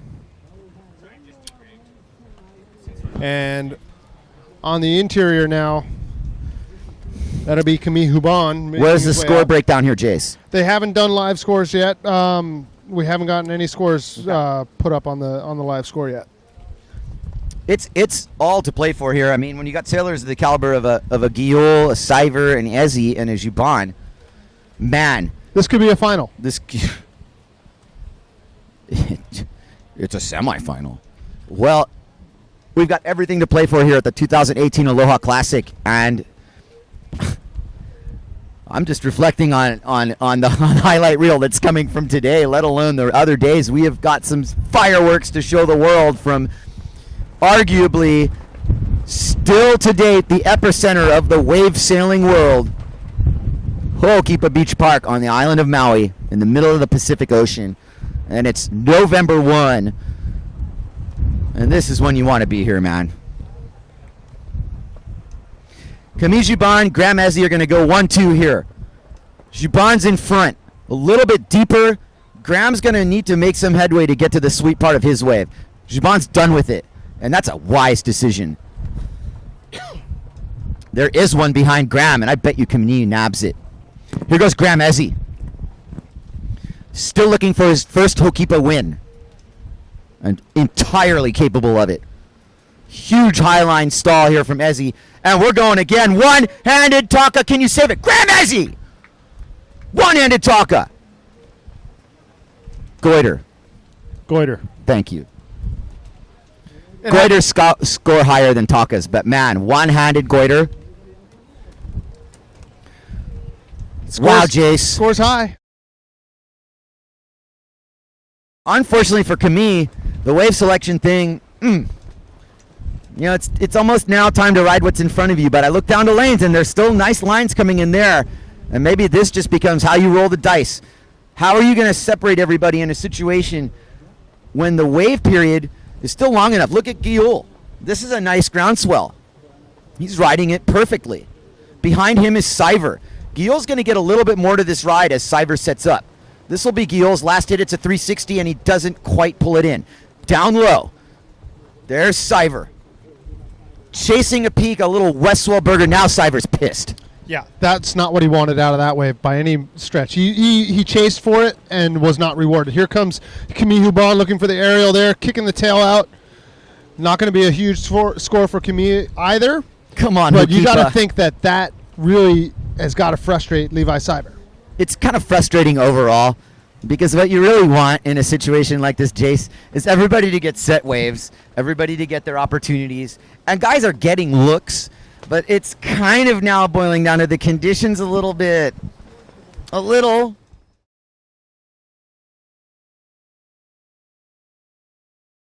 Unfortunately for Siver, that's break. And unfortunately for Ezzy, he bogs his rail and goes for the underwater forward, which might be really lucky for Siver in the sense of who knocks through. Here's Guillaume on the third wave of this set. Oh, he is going downtown, you guys. No one is safe when Bouzma is on a warpath. Aerial over Ezzy's head! Oh my goodness! Who said windsurfing wasn't a contact sport? Camille Juban tweaks it, maniacally cuts back on a good head-eye wave. Second aerial wave. It's a haircut sport. As long as you have hair. Oh, Ezzy got aired over on 2 back-to-back waves. Ladies and gentlemen, do not try that at home. High tension moment. Bujma had to do it. He didn't take a shot. Bujma, as he was sitting in the section, Bujma had to sky him. Oh, I can't wait to see that picture. I'm so glad everybody's okay. I have scores, Kai. Okay, we got scores. We're live. Graham Ezzy in first place, 7.6, 8.67. Camille Huban in second, 6.53, 7.83. Cyber in third.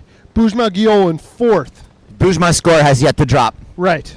This is tight. Now, Cyber and Ezzy didn't change anything. They bogged their waves. Okay, so it updated. Still in first, Graham Ezzy. Second place, Huban. Third place, Cyber. Fourth place, Guillot. How far is Cyber from Juban?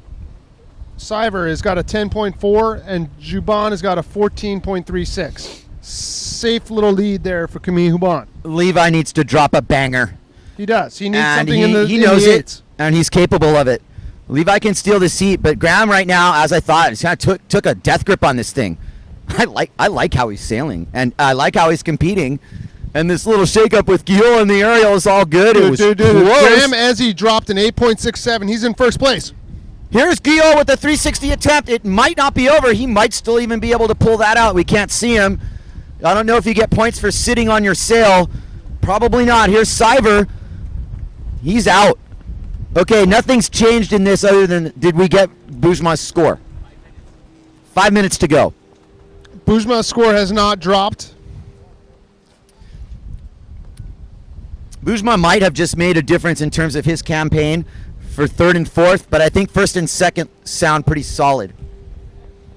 They are rewarding Camille Juban for rail work, and I'll tell you one thing, Jace. If he bottom turns, he's hitting something, and if it's not hitting something, his cutback rail, he's burying both rails every turn. Yep. Both rails every turn. Both rails. It's really inspiring. I'm really glad he's on the Simmer team. Wow. I call him CJ. You're not prejudiced or anything, but okay. I'm a proud team captain, man. And like I said, I handed him a wave in our heat that I know he needed. It'll pay off. A little bit of downtime here as our competitors work their way back to the outside. On the screen now, this is Bujma Guillot riding on the Simmer sail, making his way outside. Do we have results from the women's heat? I don't have results for the women's heat, but we've had a Right, big we'll shakeup here. Currently on the Ride Score mobile. First place, Graham Ezzy. Second place, Camille Huban. Third place, Bujma Guillot. Fourth place, Levi Cyber. It's kind of the way I see it, unfortunately, for Levi. This just did not start well for Levi. With that little insider, I was shocked, man. I was like, dude, no. Levi's too good of a competitor to ever, peg him for these things. But that is really what started it for him, man. Yeah, starting it off with a bad wave is a hard way to start your heat. When you go chasing after something that doesn't have any potential right at the beginning, puts you in a bad position for the rest Graham, of the however, Graham might be kind of taking Hukipa to his side in a way we haven't seen in a while. Graham Ezzy sitting on an 8.67 and a 7.6. Here he comes coming down the line. 1-2 exchange. Ezzy, you take him, Jace. Ezzy turning it down the line now. We're about to set the bottom turn. Streaking underneath the lip. Here comes the aerial, the goiter out in front, but no. Guillot behind him. I hope he doesn't have to do another aerial over him. Here we go. Fade line bottom turn on a nice performance type of wave. Guillot's taking his time. He does need to go around Graham, but that would have been the line, and finishes that ride in style. Right now, he's probably doing a fair bit to solidify his third place in this heat, and that will matter. It's probably the difference between 9th and 7th, which is big time. Wow. This has been a great heat, and this is why we're here. Look at this setup. Thank you, Hukipa, for providing us with this canvas. Look at Camille Juban. Is on the wave of his heat, I think. This is the one you want. This is awesome. Here comes Juban. Might be a little fool's gold on the chase, but he knows where to hit it, and he hits it right in the lip, right in the kisser. Nice one-handed top turn there, wrapping it around, staying in the power section of the wave. Camille Juban. looking for the end bowl section. Here it comes. Kind of a tweaky aerial out the back. Probably not the way he wanted to end it, but more of a kick out for Camille Huban. In between moment here, the women's final. Motoko Sato, Cochran, Hauser, and Kropak. That's a big heat. Here comes Levi Siver. Pretty decent wave, actually. Kind of on par with what he has selected in this heat for the most part.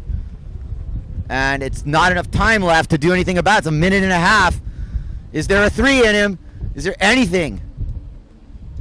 Oh, Levi. Oh, you could hear him from the water. I heard it. You could just hear the frustration. You heard the scream from here. He is pissed. Pissed. And it's not over yet. But Levi will now have the pleasure of watching a set unload on his head that he should have definitely been a part of. Hey, look, it happens. On the wave, this is Graham Ezzy riding on the Ezzy sail on the taboo board, flying down the line. Here he comes, setting his bottom turn rail. Bang off the top. Nice aerial tail kick. Small kind victory lap, Jason. Now it's just about getting on waves that your competitors can't get on. I'm remarking that last wave of Camille Juban. How did you feel about that? I think we're out of power. Alert. Power.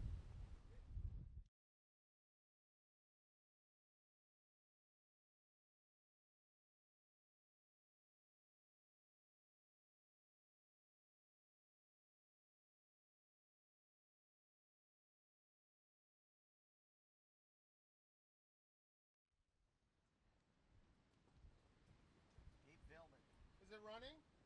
No? Yeah.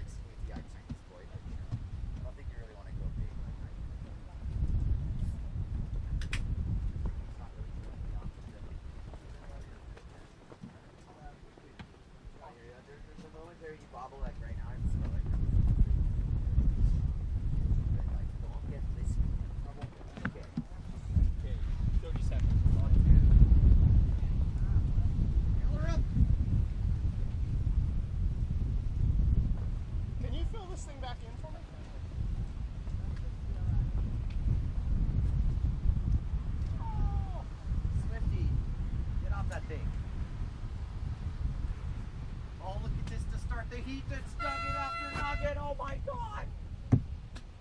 Oh, we can't be missing this. This is going to be the one. Right here. Just call it. Just call it like you're watching it right now. I'm gonna watch. Actually, I'll fix it.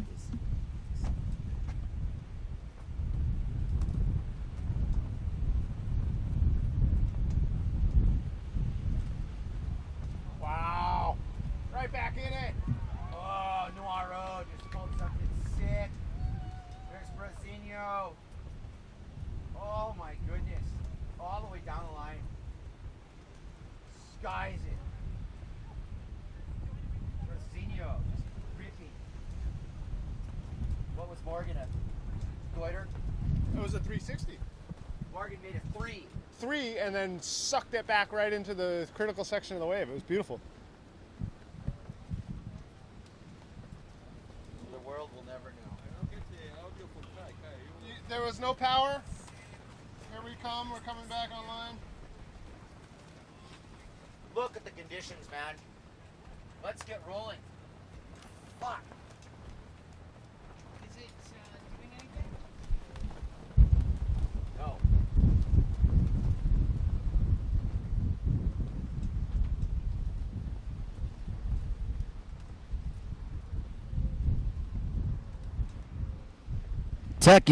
Checking. Okay, you're on. We are in semifinal number 2. Morgan Noiro, Marcilio Brazinho Brown, Antoine Martin, and Robbie Swift.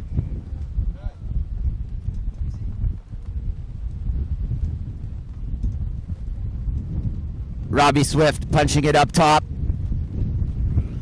Big bottom turn, Swifty style. Really bobbled that one. Oh well. He got a little too stylish on that.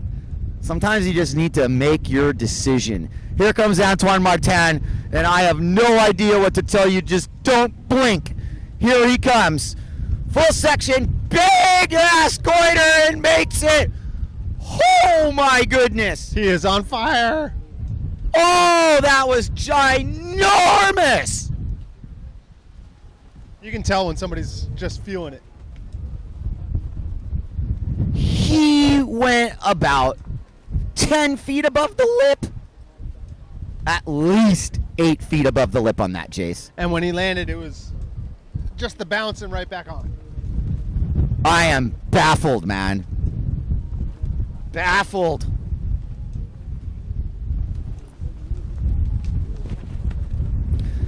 So there's been a lot that's happened in this heat since we cut out and lost our power, but we're back.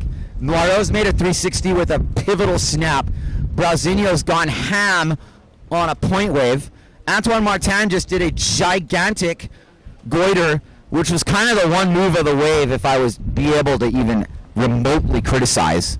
And here comes Noiro and Brazinho on a 1-2 exchange. And this is just wave sailing at the highest level. There's no two ways about it. Okay, Morgan Noiro, upwind. We will pan down to Brazinho quickly once he gets his shot. Noiro on the inside. Speed line. Big make on the Taka. Goiter, excuse me, I can't get those separated. Brazinho on the point just tore it up. But you missed the whole thing because you can't, film two waves at once. So you'll just have to trust me. Brazinho ripped the snot out of his wave number 2. Noiro now has a 360 and a goiter to his credit. And if he wants to, maybe he can just come and join us on the couch for the rest of the heat, Jace. Maybe he could. What do you score that as? When the wave might have been better for Brazinho, but the one scoring aerial maneuver like that goiter from Noiro, how do you score that? Carefully, and you really want to look at the full body of work. I don't think we should get so carried away with single moves. It's going to be the half of what a really super good score would be. Or just a little more. Here's Martin, who's actually kind of doing this straight off, 8 off here. He is looking for one big move, and if he doesn't see it, he's kicking out. And if anything else, he kept someone else off that. Now, Brazinho has 2 good scores. Swifty bobbled a turn on what would have been a haymaker. And Noiro has basically just dislodged everyone else's jaw. So currently on ridescoremobile.com, we're only showing one score for each, and Marcilio's got a high 7. Noiro's got a 6.6, Antoine Martin a 6.4, and Robbie Swift languishing in 4th here with a 1.3. So a couple scores have yet to drop. Yeah. Brazinho's 2nd hasn't dropped, and Morgan Noiro's 2nd hasn't dropped. I assure you Noiro's in the lead. That's my opinion. And he does this quick, man. But here's the thing about Noiro, which is so super gnarly, is that he does this. Bam, bam. Yeah, you blink start the heat, and then what? You blink and you're comboed. You blink and you're comboed. You're also concussed.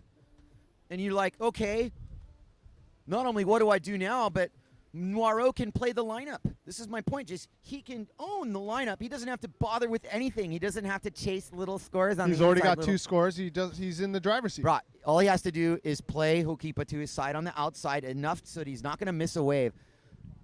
But he's going to absolutely be able to play the lineup. And he's as good as in the final, in my book. I don't even have to jinx him. He needs to do his thing, and things can happen. All right, fine, it hasn't happened yet. But he is in the driver's seat. And that's saying something when you got Brazinho in a heat. Let the scores reflect. God, this is a tough heat. I mean, When you look at it, when you got Brown, Nero, Martin, and Swift all in the same heat, this could be a final. Robbie should be really happy he's as far as he is. He has an ailment. He said he was vomiting during his heat. Well, and then you tie that to his bum knee as well. So he went from a bad knee to Montezuma's revenge. It's a tough week for Which Robbie adds Swift. kind of a cool element to it. Like, hey, Robbie Swift off the bottom, pukes, and then hits the lip. But, it's not quite like that. And we don't want to show the replay of it. All right, we do have some scores that have dropped, and you are completely correct, Kai. Morgan Yoro in first place with a 6.63 and an 8.03. In second place, Marsilio Brown, 7.7 and a 6.9. And what about Martin? Martin, 5.67 and a 7.5. So he's about a 0.8 away from Marsilio Brown. If Martin really wants to make some noise, he's capable of it. Martin needs to get away from the single move wave ride theory. This is a 1, 2, 3, 4 exchange here, with the first going to Robbie Swift. Robert Swift, consummate professional, UK's favorite son, follows his way down the line, and this is going to be his final move. A big goiter, but he doesn't quite make it. Upwind of him, Antoine Martin. Full head of steam. Absolutely in control of his rail, but does not get the spring that he wanted. Down low, Brazinho. Thank you, Giora. You're doing a great job. Here's Brazinho's first bottom turn. He kind of bobbles it a little bit. It kind of gave him a little inside wiggle. Here's the second hit from that. And he makes it. It's a perfect goiter. There is Noiro on wave number 4 of this exchange. Full plate with the head extension. Noiro can get this hit, or doesn't even need it. Just put it on the highlight reel, Jace. That's going to be tight. Marsilio Brown, huge goiter at the end, lands it on the end bowl. Is that going to be enough to put him into first place? Morgan Nero had a huge back-to-back aerials there, but who knows if it's going to increase his score from a 6.63. He's already sitting on an 8. I don't think it's going to be above that. So we'll have to wait for the Ride Score Mobile scores to drop. But right now, a really tight battle between Morgan Nero and Marsilio Brown. Heavy, heavy battle. And this is to make the final. We are awaiting results. It looks like... what do we have there? No, that's not. That's a non. It's Ezzy and Juban out of that last semi. Okay, it's official. Thank you. And in this heat, very much in play. Morgan Noiro has the highest single score. That's at 8.53. And Brazinho, 7.07, not too bad. Antoine Martin with a 7.83 now. Clawing. That's a dangerous score no matter who you are. Noiro isn't safe, okay, but Noiro is in control. I see 10s or 0s for Antoine Martin right now. He's just in that position where he's going to swing completely for the fences. It's either going to be death or glory. Yeah. Knockout or get knocked out, Jace. And my favorite part. I love it. I love it. This is what you watch sports for those moments where it's, I'm going to do everything that I can, and if I blow up, so be it. Let's hope Pukipa cooperates as much as it has been today, because we've been so blessed to make it this far. I really want to see the finals come in, and let's just get a good late end of this, because everybody's worked really hard to bring this to you today. We've gone through some trials and tribulations. It's never without any, challenges. But to be able to sit here and share this with you, Jace, it's an honor and a privilege. And everybody watching at home, thanks for sticking with us here at the 2018 Aloha Classic IWT Finals. Some great action, Kai. It's been so fun to sit here and watch the very best windsurfers in the world duke it out. And here we are in semifinal heat number 38, and it is an absolute battle. Morgan Nero, Marsilio Brown, Antoine Martin, these guys, any one of these guys could be your winner. I'm really excited to see how the rest of this heat plays out. Tough spot for Robbie Swift. Tough spot for Robbie Swift. Great spot for Antoine Martin for a variety of reasons. I won't get into the various gear association sponsorship side stories that go on along with this. It's like high school drama. But let me tell you, man, I am so proud of Antoine for keeping his chin up when he was having a rough go on the PWA, when things weren't just going his way. The ball would bounce and it wouldn't bounce his way. He wasn't, necessarily blowing it. He just didn't somehow become the guy in the spotlight and get these results. Now the IWT has resurrected him, and it's allowed the true sailor that he is, the free sailing genius in the heats. Yeah, risk taker. Exactly. There's a lot to be learned from this, you guys. And you know what? Like, even some of our old Hukipa riders get caught being conservative here when all you got to do is just fire away. Here comes Robbie Swift riding on the JP Neal Pride rig, working his way back upwind. You can see there is a bit of a tail to this wave. He's going to take his time, wait for the wave to develop. Here he comes coming down the line. Kai, what do you see? I see Robbie Swift with a full head of steam on an inside wave. Now, lucky for him, he's really good fins. That's Dennis Parton helping him out there. And, you know, that allows him to draw a line with speed and to try to now sheet in and make it in, but I think he might have vomited on that one.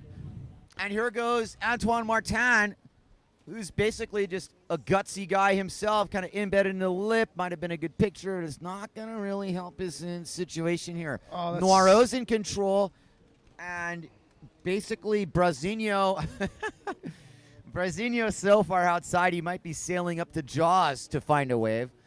Now, Brasinho, what he's doing is this. He knows he's got a good score. If he can get a 10, he will steal the heat.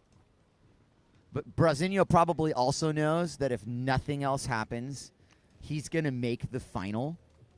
So, you know, we'll see. Can this become something that gets forced? Now, I see Antoine... 5 minutes to go in this heat. 5 minutes to go in this heat. And I see Swifty, and I think that this is kind of what you're going to see. They're going to take their chances on the inside, try and get high scores doing, you know, risky maneuvers. They might connect it. Noireau and Brasinho are halfway out to sea with themselves. They want the set wave. So this is fascinating because there you are. There's Brasinho and there's Noireau. And nobody's going to let a set go by them. And Swifty and Martin are just licking the crumbs off the floor. Yeah, third and fourth are relegated to the crumbs off the floor. And it's interesting on that last wave with Antoine Martin, you know, like that probably scored like a .83. It was nothing. But the potential there for him to land that taco or goiter there and to walk away with a 7, it's completely possible. Very good point, Jason. Here he comes again. While Brasinho and Noireau let the insiders through, Antoine Martin is happy to oblige because he can turn this into a 10 if he wants to. Here he goes. Titoon with a good opening hit. Is the wave and the wind going to cooperate? One-handed landed moonwalker. No, not really. Anyway, on the outside, upwind, is Brasinho. But behind him is Noireau on an absolute... This is the best wave of the heat for Noireau. Scoring potential very high. Here comes Brasinho. Let's not stick with him too long because Noireau's on a really good wave. If you can pan out to both of them, even better. Do that. Keep both of them. This is what we want. Thank you, Gior. Perfect. Noireau already started before Brasinho. It was Brasinho with a jiu-jitsu tweak. That was black belt jiu-jitsu from Brasinho, but not a big enough wave. Noireau is doing the Hukipa thing. And Swifty outside of him... If you can even pan out more. Great wave for Swifty. Here it comes rolling down the line. Big 360. Sorry about that, Robbie. That was close. What a beautiful wave. What a sequence. And the whole thing was Noireau and Brasinho were jockeying that whole time. And a 3-wave set came in. And I think Brasinho found himself all of a sudden. And this happens. You could be on the outside and you get on this groundswell. You think it's the wave. And then all of a sudden, the 2 ones behind it rob you. And you're pigeonholed. Brasinho waited forever and played it patiently. Could that have put Swifty in the mix if he'd made that 3? Absolutely. Does that cement Noireau? 100% absolutely, because that was the best wave of the sequence, and it might not even be the highest score, Jace. Antoine Martin is the spoiler. Here he comes down the line looking for the aerial section. Here it is. Goiter off the lip and back in front and going down. That was the no-handed, no-footed goiter. And here comes Brasinho with similar scoring potential anytime he touches a boom or doesn't touch a boom. And he can't recreate the magic from 3 days ago, but here comes Robbie Swift. Take it, Jace. Looking for an aerial maneuver of his own. Swifty, solid top turn, kind of pegging it down the line, looking for the aerial spot. Here it is. Goiter off the lip and failing out the back. You can see the frustration for Robbie Swift. It's just a tough spot to make an aerial maneuver down on the end bowl. Oh, crimey. Limey. Oh.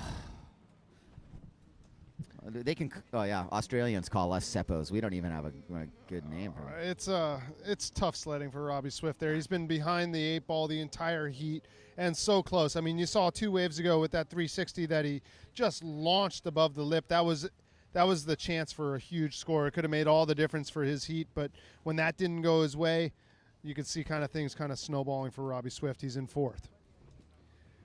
Noiro Brasinho are about to punch their ticket into the final of the 2018 Aloha Classic, setting up a mega battle. Mega battle. Here comes Antoine Martin, kind of casually picking his way here. Watch out for this lose guy. Focus. It's possible, but I think Antoine realizes that it's probably over. How much time left? Under 3 minutes. See, the way I'm looking at it with Antoine Martin, he's sitting on a 13.66. He has the absolute possibility with any wave here to get into the second. You're absolutely right. I didn't realize it was even that close. It's a 13.66. Oh, man. So, I mean, now it's going to come down to catching the wave because that last one certainly wasn't. If Antoine knows that he's within a point of Brasinho, I assure you, you can see in his sailing that he's kind of letting go. And he shouldn't be. You're 110% right. And if Antoine Martin can summon a wave here, Rob, time check. 17 seconds remaining in this heat. Martin tacks on the wave outside of Robbie Swift. Martin will actually be on a wave. And here's Brasinho, who's going to play for keeps here and make sure he makes this final by not doing anything stupid. Now, Swifty's on a wave. That's your heat. all these waves will count. The one-handed goiter and makes it. Now Swifty on the bottom. That's pretty much a done deal for Swifty with nice double hit there nonetheless. Now Antoine Martin, this is the mount. This will count. Antoine was on this wave when the horn blew. 360, and he's going to make it. The judges have a little work to do. This is not over. Can he uncork? A perfect goiter as a kick-out move. What does he need? It's a heavy, heavy moment. If Antoine Martin somehow was able to steal second from Brasinho, that was the moment he did, and it was a 360, Jace, and it was a kick-out move. It's entirely possible. I don't know what he needs. He needs like a 7. Dude, he might have done it. He might have done it. The judges are deciding. A 7's going to do it. A 7 will steal Antoine Martin into the final. And thank you for reminding me it's never over, Rover. What do you score a perfect 360 and a Taka that is like inches away from being back in front? What do you score that? How do you score the last one? I don't know. A 6.9? Yeah, just one little point less. I know, right? I'm just saying. I'm saying, Jace, that we love our buzzer beaters. But I'm sorry, dude. I don't know if that's enough. If he had made the goiter, guaranteed. As it is, you know what? 7.1 then. And that's enough. It's on that fine piece of floss. My goodness. Great sailing, Robbie Swift. I hope you feel better. You had a good contest, Robbie. And that's really good stuff from you, Swifty. And Martin, hats off. Morgan Noiro, tip my cap. Who's going to make the big dance, Jace? We are about to find out. We are about to find out who's in the big dance.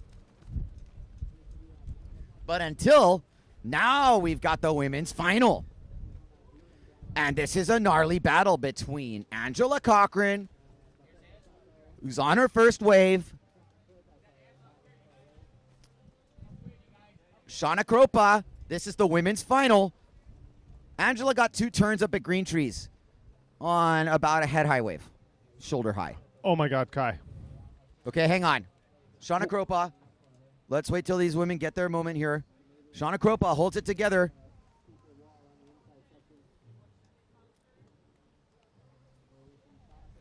I'm going to give you a moment to compose yourself. I will give you the result of that last heat in just a second. I want there to be no action for the women. Okay. Going to the final is going to be Morgan Noiro And based on the last wave, 8.1, Antoine Martin steals it from Brasinho. Oh, my goodness. Stone cold killer. Just stole your lunch money. Motoko Sato on the wave now, riding on the Severn sail. Here she comes, fading upwind, waiting for this wave to line up, waiting for it to develop. Got a nice looking end section for Motoko Sato. Here she comes off the bottom. Wrapping top turn, looking for the second hit. She's going to be a little bit late. It's not going to make it. Go pound to Sarah Hauser now, right there behind her, but flicks out the back, unfortunately, and there was a little bit of traffic there. There was lip traffic and photographer traffic, and maybe Hauser lives to sail another day.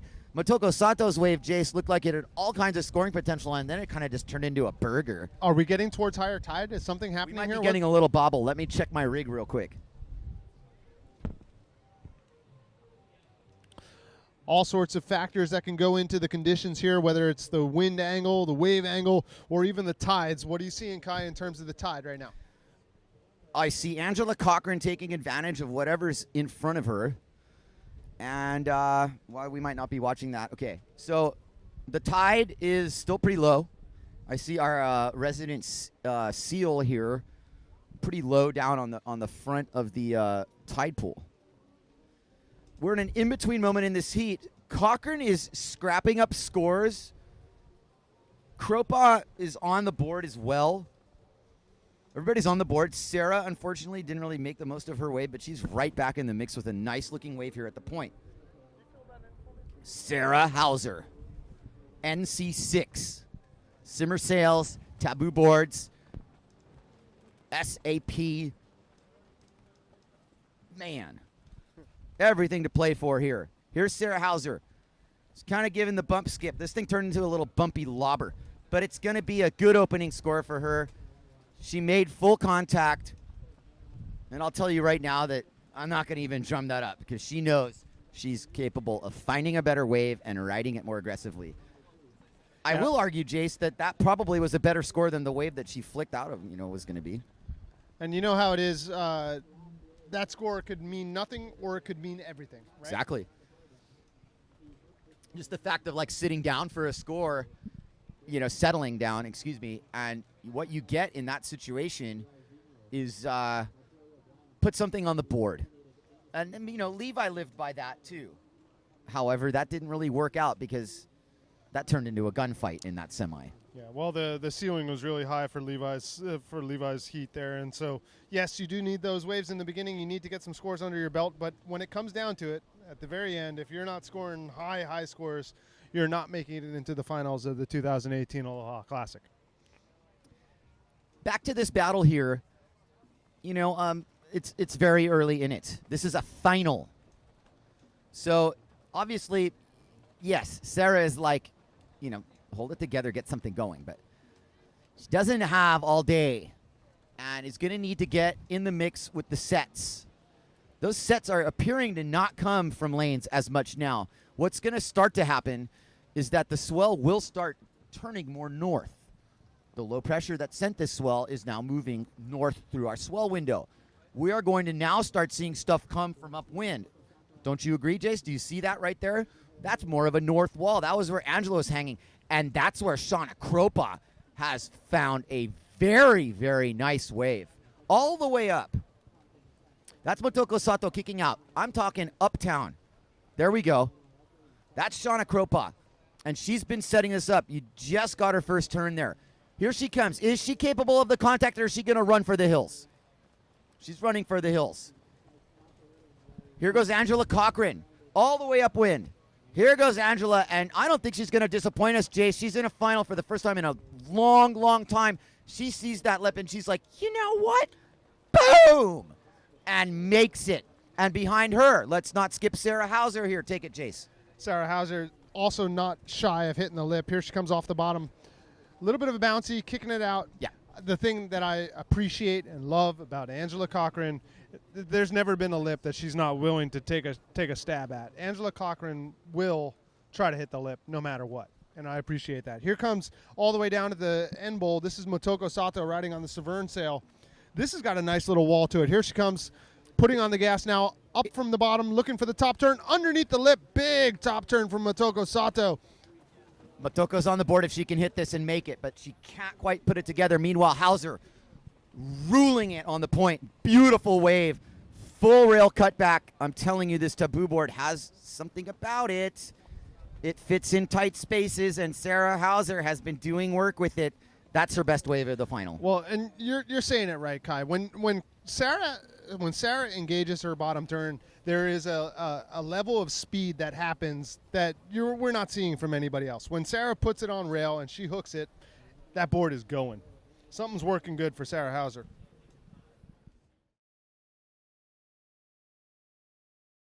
I'm sure Shauna's really happy to be in this final. It was part of the plan, I'm sure. And now that you're in it, you have to rise to the occasion. Yes. And that is an important thing, Jace, at any level of competition.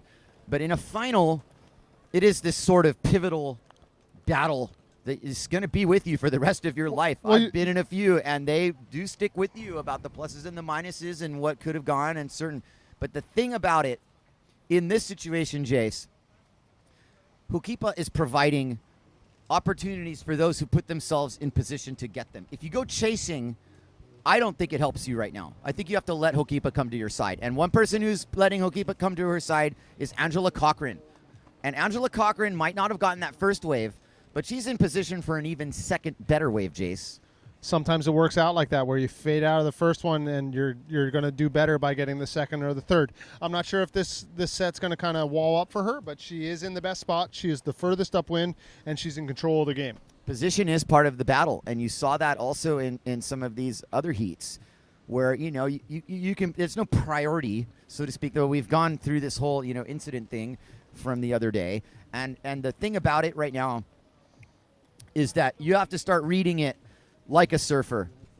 That's the only way to do it right now. You got to play the surfing game. You got to sit and be around where the peak of the action is. And you've got to be able to look where the waves are breaking and then put yourself there. Don't sail too far out thinking that it's, all for naught. Unless you're playing defense, like you saw in that last heat. But what did defense get done for Brasinho? Nothing. It got you third in the heat and not advance, right? Brasinho is a favorite to win this event. Right. And in some accounts, the favorite. You want to fly under the radar is what you want to do. And you want to understand that you have the ability to make an impression based on your riding. But in this game today, the way Hokipa's playing it, it's about your wave selection too. And there are too many examples, plus and minus, about that. Too many. I'm really happy for Antoine Martin making that final, and I'm happy for all four of these hard-charging women to give us the show that they're trying to give us. Kraupal kind of didn't quite make it into that wave. Angela Cochran on the outside, making the most of her position. She has kind of taken an approach of like, okay, I've gotten some scores, and now I'm going to build a body of work. Behind her, if you can pan out, just, go a little bit, follow Cochran downwind here, and you're going to see Hauser's on a wave behind Cochran, if you can really get the scope of it here. This is a 1-2 exchange. This is big time. Angela Cochran gets the S-turn crisscross. There's Hauser on a better wave. Yeah, no doubt that about second it. wave's a lot bigger. Angela sets up shop. She's kind of done a couple check turns. Let's not lose Hauser in this, who definitely deserves to be seen on this better wave. Angela had a good ride. Sarah has a better ride, and that's critical. Nice aerial from Angela Cochran, though, kind of blowing up on the out the back. Angela had a long ride, and it had some critical spots, and she ended it with a bang, as Motoko Sato now, with Sarah finishing her ride. Jace, Sarah just upped her score total considerably. That was a beautiful wall. And there's Shauna Kropa on a really nice wave for her. Bam! A little bit out the back, ma'am. Now, this is going to be an interesting thing with the scoring, because Sarah Hauser had a 6.4 and a 3.33. So when she adds another high-scoring wave to this, she's going to be solidly in first place. Angela Cochran was working with a 3.77 and a 4.53. She might have advanced that low score there, but it's going to be difficult to catch Sarah Hauser now when she replaces that 3.33. 6.4 for that last one? Nope, she'd already had that. Oh, Sarah did. Yes. So we don't even know what the last score is. We don't even know what the last score better. is. And it was better. So It she's was going to better. replace that 3.33. Well, She's going to be. about the 6.4 there. Okay. Is that her last wave or not? I don't believe so. We'll see. It might drop. Keep that refresh button on. It's between Hauser and Cochran, and Kropa is in the mix to sort the issue now. Motoko Sato definitely had a good wave ride in the midst of all that flurry. Motoko Sato hasn't gotten a wave that really allows her to get into that graceful flow that she's so capable of. It's been a bit of a bumpy ride for Sato. But she's got a 4.23, which is not a horrible score. So if she's able to get a good score on the books, she could be right back in the mix.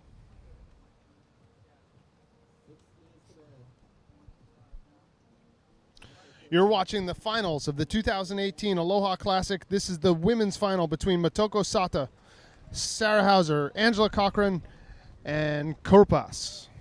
It's not lost on me, Jace, the generational gap and just in terms of wave sailing between Sarah Hauser's generation and Angela Cochran's generation.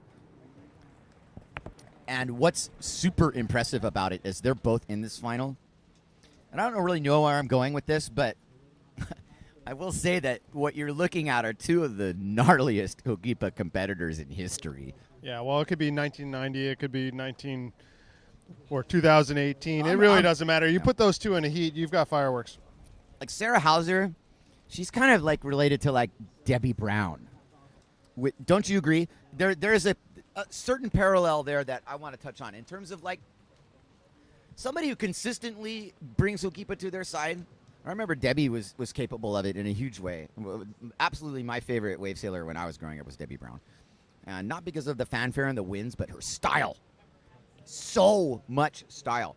And Sarah possesses this and uses it. But there's some hidden power, too. Jace, she's on another really good wave. And bull wave. It's at the point, and Jake's got it on the drone. This is going to look great in the edit. And Sarah really has the ability to kind of relax and get in the flow here. With that bottom turn, squares it up. Why not try that? Nobody else got it. Now it's time. Sarah's in a similar position of being in the lead, but also kind of being able to swing some haymakers here. She can. She's got a 6.4 and 8.4. She's sitting on a giant score. So she's able to really swing for the fences now. When you've got an 8.4 and you're in the finals of the women's heat, you're able to swing for the fences. Sarah's got an 8.4 and a 6.4, and she can definitely play the game that Antoine played. And in second place is still Angela. Motoko just snuck in there by adding that 6.43. Motoko Sato has snuck into second place in front of strikes Angela again. Cochran. And watch out, Sarah. I'm telling you now. She can get an 8.42. What's our second score here in terms of we'll get Angela here. Pardon me. Angela on her Goya sail and quattro board. Didn't really want it. Didn't really need it. 320 left in this final. The final of the pro women's bracket of the 2018 Aloha Classic. Can Sarah Hauser hang on for a repeat win? And then we'll have the discussion about what the IWT Tour implications are. I have not heard from Don Pooley about this. Shauna Kropa on the point, and I'll take this one, Jace. She has gotten into this with an upwind angle, which shows me that the wind's not as offshore anymore, which is going to allow for full wrapping turns like that. Look at Shauna's powerful yet graceful approach to riding Hokipa. That was a beautiful wrapping turn for Shauna. I like that turn. And it's interesting that Shauna, I believe, rides production equipment, if I'm not mistaken. Straight out of the box. Straight out of the box for all of you duotone fanatic fans. And it's performing at the highest level. Yeah, it looked like it was working really well right there. That was a really engaged top turn, and all the way through the turn, nice top turn. All right. This is money time. And Hauser and Cochran kind of onesie-twosie on the outside. Hauser has played this so brilliantly in terms of her wave selection in the second half of this heat. She started a little rough. That's what it's all about. Just get on good waves, and it solves all your problems. My goodness. Sarah Hauser came to Hokipa 5 years ago and got 5th place in her first ever Hokipa contest. And it's only been 5 years. It's only been 5 years, right? It's crazy to think. Yeah. Like, she seems like such a staple now, but it was just 5 years ago. She is cementing her legacy and only getting started. And A 1-2 exchange between Cochran and Hauser here. Maybe the pan out's a good idea. There we go. Cochran starts it up. Getting a good shot at that first turn. Here's Hauser setting up. It's the only way to do it. Oh, Angela just murdered that section. That was fierce. Hauser with more of a calculated and stylish approach. I'm going to watch this later. There's Sarah for kind of a chance to get the hero hit, but Cochran's second hit was just sheer brutality. It wasn't a really big section, but it really showed you what Angela is capable of. I want everybody to just give a standing ovation back home for Angela Cochran to return to the arena of the gladiators and make this final a conversation. That was an aggressive vertical hit. The question is whether the judges are going to reward the size of the wave that Sarah was on. It was a better, bigger wave, and maybe she didn't quite as aggressive with it, but Sarah had a better wave. I look at the wave, yes, as part of that equation of what the score and that breakdown is, but Sarah, doesn't need any more scores, and might have replaced somehow. I really don't think she did. I don't think she replaced her lowest score with that, and I don't think Angela replaced anything of her scores with that either. But I will remark on the aggressive attitude because Angela's on another wave now, and there she is, Angela Cochran, right there. Thank you. Heat's over. This is going to count. Angela's going to wrap that around and probably head right to the beach. Well, ladies and gentlemen, Sarah Hauser wins the Aloha Classic. And it feels really good to say that. Congratulations, NC6. The awesome riding of Hauser has prevailed. 8.4, Jace. Yeah, that's a huge score. We're going to wait to give you second and third because we've had some mix-ups here. It sure looks like Motoko Sato might be sneaking her way into the second position there, but it was really close between second and third between Motoko Sato and Angela Cochran, so we're going to wait to get you the official results. Let's get Sarah on this victory wave here on the outside. Giora or whoever's manning the camera, please. Let's get Sarah coming in on this quintessential postcard Hokipa moment. And we can just take in. No, she's on the outside. Whatever. There's Angela Cochran coming in. Great. There's Sarah Hauser.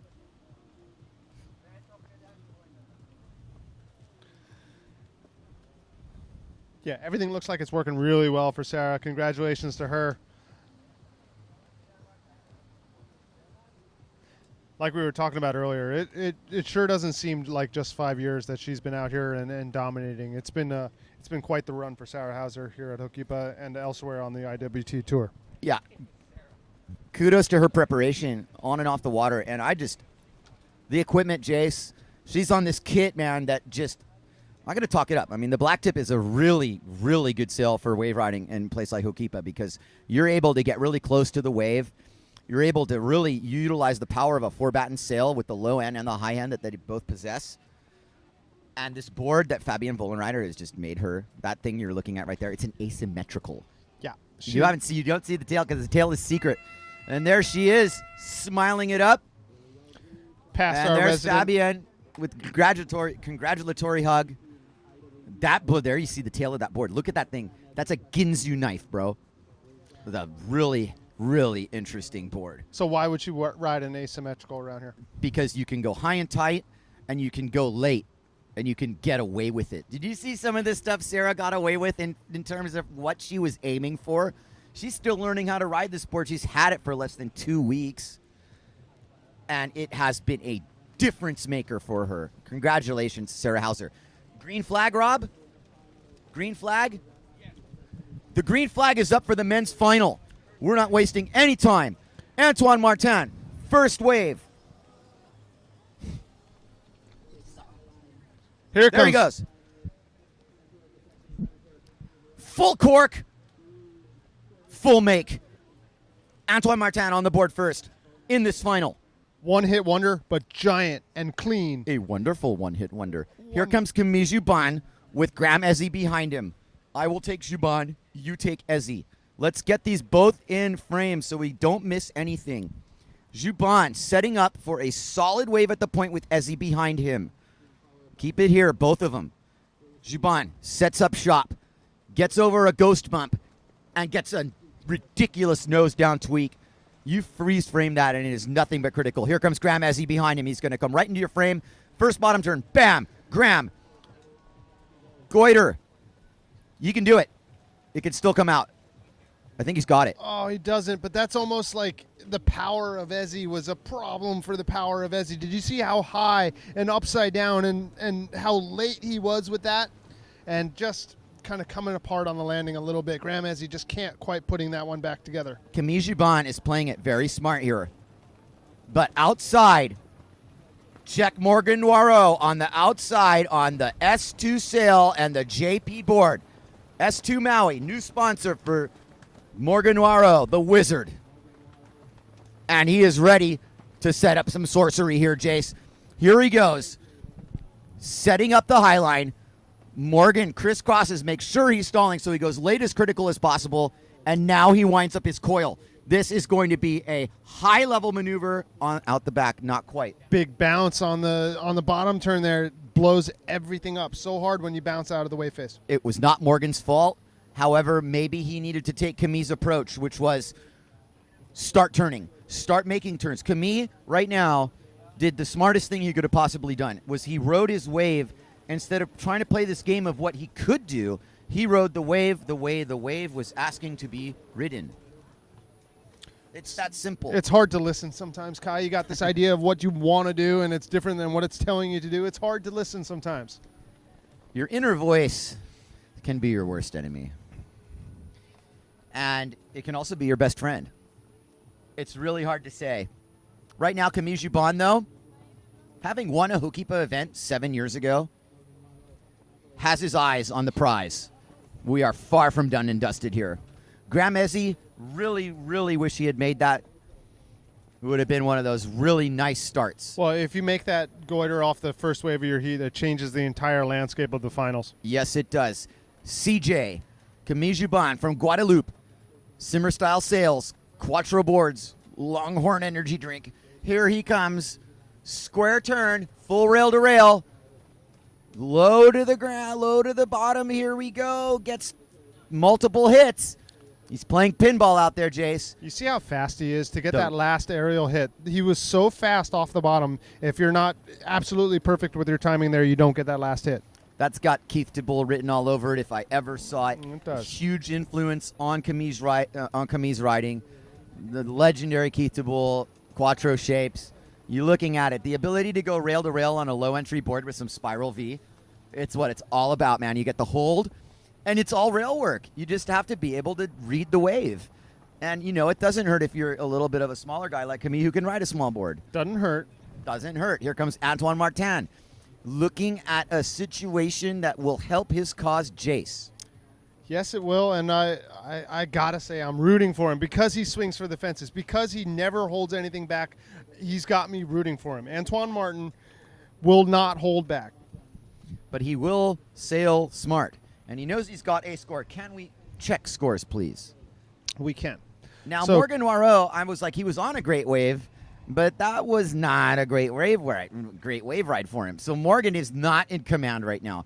I think it's Camille who's in command, quite frankly. We're waiting on some scores to drop, but currently we have Antoine Martin in first with a 6.8, Camille Jubin 6.6, Graham Ezzy and Morgan are waiting on scores to drop. So we're 6.8ing a one hit versus Camille's multiple. He's got two waves to his credit, so we need to update those scores because that's not current. But what I will say is that Morgan's going to stay busy and Camille's going to stay busy. And if you look at Morgan tack on that really nice looking S2 sail, you will see that very nice looking simmer sail come into your picture. Here's the black tip in action, you guys. I think you're just a fan of good gear. I'm a fan of good gear, and I like the riding that it produces. And Camille, you know, playing kind of keep away there. He's kind of like, oh, mon Dieu, putain.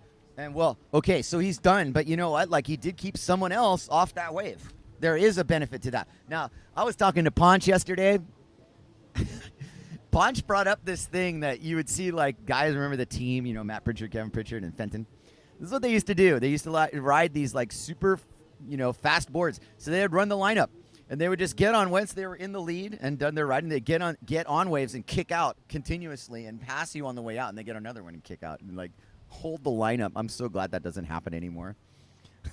What an awful, unsportsmanlike way to compete. I'm just going to get on waves and kick out, in your face. Anyway. We don't have that anymore. Well, we've got not guys really. swinging for the fences here. I'm going to hold my tongue. But Morgan Noirot right now I'm going to talk about because this is a huge moment for Morgan. Everything at stake. He's made it to the final. He's sitting on a goose egg. He's sitting on a goose egg, but a goose egg can turn into a golden duck real quick. And you he's never waiting know. for You that just egg got to to crack. warm it. Hokipa's got to come to your side. Camille Juban's kind of left the door open. He's on a good first wave, though. This is a 1, 2, 3, 4 exchange. Let's zoom out again because all these guys are going to get rides. Here comes Juban, skying the runway. You are clear for takeoff. Why not do a little tweaky takeoff? Thank you. Gets under that thing. 360 for Juban. Difference maker in this heat. Difference maker in this heat. Graham Ezzy behind him. Full head of steam. Bottom turns. Projects off the lip. Graham's signature tweak up there. That's his second hit. Now let's go upwind to Martin. Hurry upwind. Hurry upwind. Antoine Martin swinging for the fences. This is huge scoring potential, and Martin does the head dip aerial. I love it. It was a one hit. He gives a little swing all the way up to Noirot. There he is, Morgan Noirot, trying to get into this. Oh, boy, it's looking good for all these riders. There's lots of scoring potential. He wanted to bring it around, but Hokipa said, no, dude, you are going to do a standard cutback. Take a very large deep breath, and then let's talk about Graham Ezzy. Wow. Wow, Graham Ezzy. Wow, Camille. And wow, everybody in that whole sequence, as a matter of fact. Now, Ezzy's ride ended up at the point a little bit, down from the high scoring potential, but those fireworks coming from everybody there. Camille making that 360 is going to be nothing short of huge for his campaign. Let's check the scores on that one. Yeah, Camille Hubon currently in first. We'll see if it's dropped. Probably hasn't. It has not. Antoine Martin hasn't dropped. All these scores haven't dropped. This is yet to be played for here. You're watching the finals of the 2018 Aloha Classic. This is the single elimination. If we have conditions, we will go. No. This is a dingle. This is the final, Jace. This is the beauty of the dingle, is that this is it. We're done after this heat. And there's no doubles. This is a dingle. And so what's happened is the first two rounds had the double elimination right. worked into them. What it is your first elimination round is round 2. And then so we go. It's really good, and I think what happened with the deliberation between this was that we would have to run trials if we did a double elimination 32-man bracket.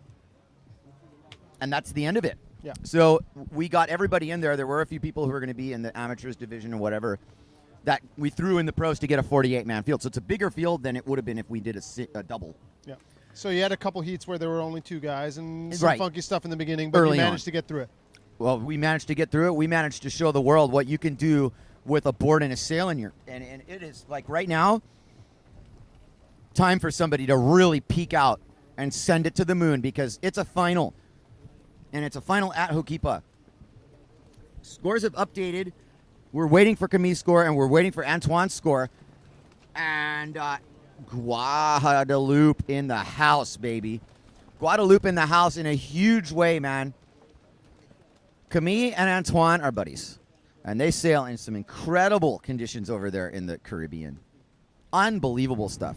Yeah, you got to say it's pretty impressive to see 2 guys from a small country like Guadeloupe coming here to be 1-2 right now in the finals of the biggest windsurfing contest in the world. It means a lot. It means a lot. Camille has been on the cusp of greatness here to get into the conversation, but Morgan Noirot's got a lot to say about it. And I feel like this is the first wave of Morgan's heat. And here he goes. All the potential in the world here to wind up his coil and get a stock air out of it. Is he going to go all the way down the line? He didn't want to risk blowing another rotational move. So here comes Antoine Martin with a little bit more confidence and Ezzy behind him. Pan out because we'll get both of them. Here goes Martin. Postcard Hokipa hit. Kind of nice and cruisy, but couple that with the ability to absolutely 7 minutes left in this final. I guess I saw Ezzy kick out of a wave there. Didn't want it. Well, you're seeing both guys kind of playing the game here. As he kicks out, didn't see the scoring potential. So did Antoine Martin. As he's still in a great spot now, working his way more up towards green trees and middles, fading, waiting for the wave to develop. Graham Ezzy driving off the bottom now. Here comes the wrapping top turn. Through the foam ball section of the wave, looking for an aerial section. Here it comes underneath the lip. 360 back onto the wave Huge fest. 360. Graham's in the mix. Right behind him, Camille. And Camille got a snap turn, and now it's a one-handed goiter, and he makes it. Camille is coming to play ball, boys. He is not going to be denied if he keeps this up. Yeah, Camille, sick one. And Graham's was really sick. Look, Graham had that was Graham's banger. Camille's kind of just chipping away here. I guarantee you the judges are going to reward Camille handsomely for that. They're going to, but it was 1-2. There's a reason why two guys made big scoring maneuvers. Those were both quality waves. Both those guys hit it in the perfect spot and managed to make their aerial maneuvers. Good job, Graham Ezzy. Good job, Camille Huban. Connoisseur's choice wave sailing here at the penultimate event on the calendar, the Aloha Classic. Out the back, Antoine Martin. Riding upwind, waiting, hoping that something's going to develop out of this wave. He has the potential. He's been on fire. I would say that there maybe hasn't been a sailor who's been on more of a roll than Antoine Martin, but here he comes, riding down the line, looking for the aerial maneuver, does not find anything, kicks out. The wind is kind of bogging on the inside, Jay, so what's happening is that you're getting to the point here where you've got to get a set. You can't start mucking around on those shoulder-high scoring opportunities. It's frustrating, yes. So the Ezzy rider, Graham Ezzy himself, is in the final. S2's top rider, Morgan Noirot.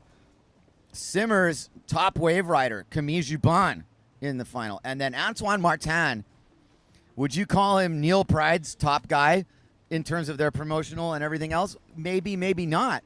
But he has definitely done them proud today. I'd almost call him the forgotten guy. Look at him. He doesn't have a logo on his sail. It looks like it's a prototype.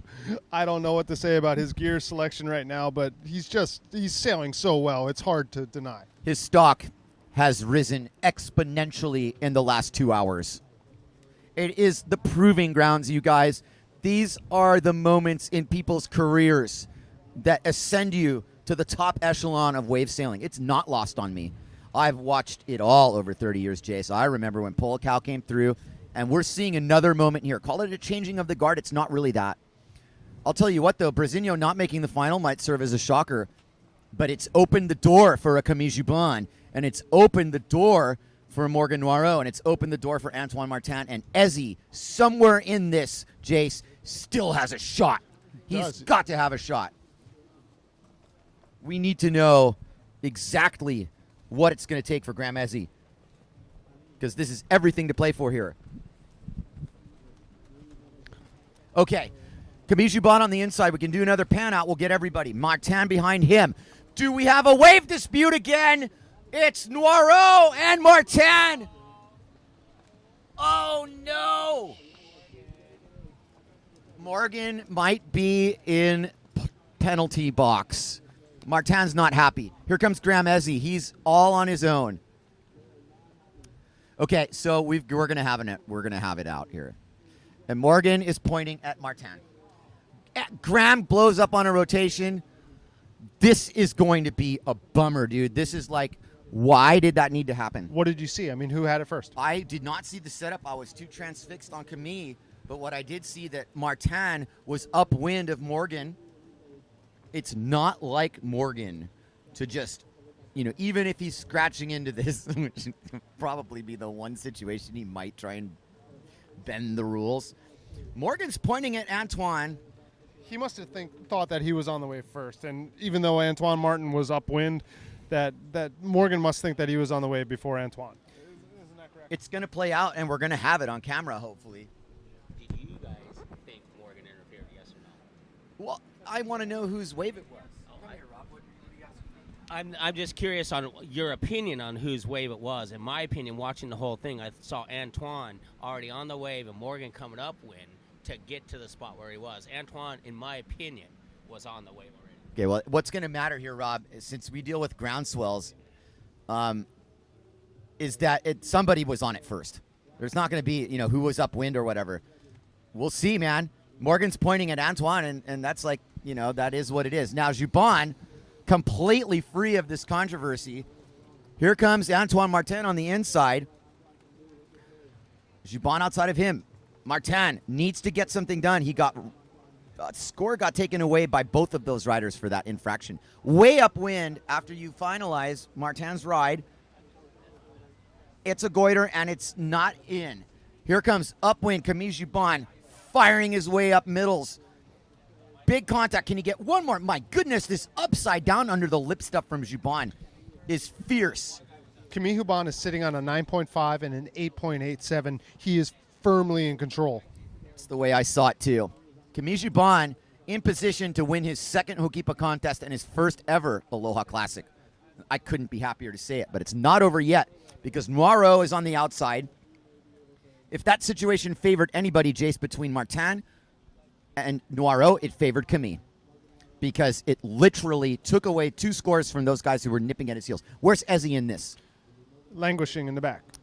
Here comes Morgan Noiro. This is the most important wave of his final. He is free and clear of any interference.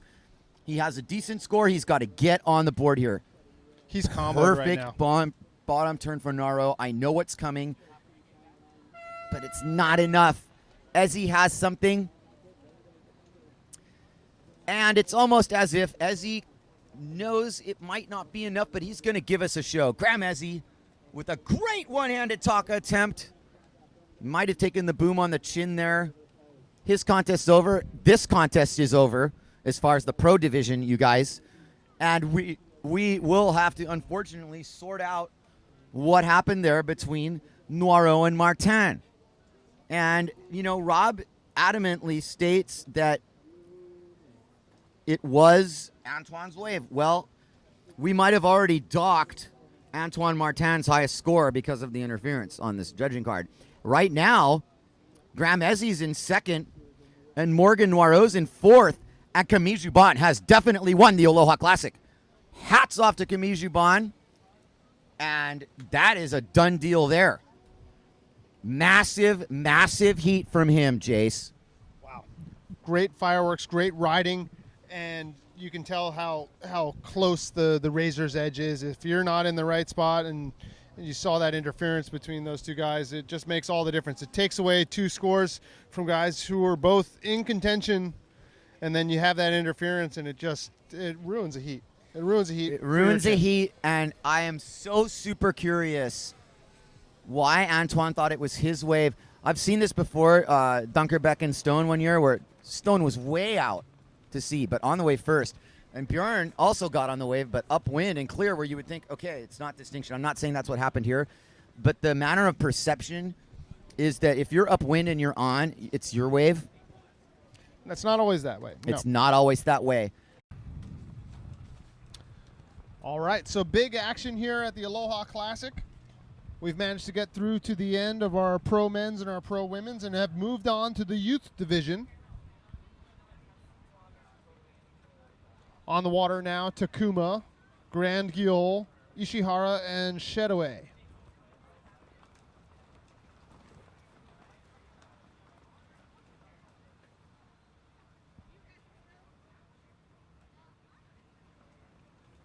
So there'll be 2 opening round heats of our youth division and then moving our way into the semifinals and finals. We've talked about this before. This event, the IWT Aloha Classic, is a PWA qualifier for our youth division. So this makes for some important points for those that are interested in competing on further events on the PWA Tour.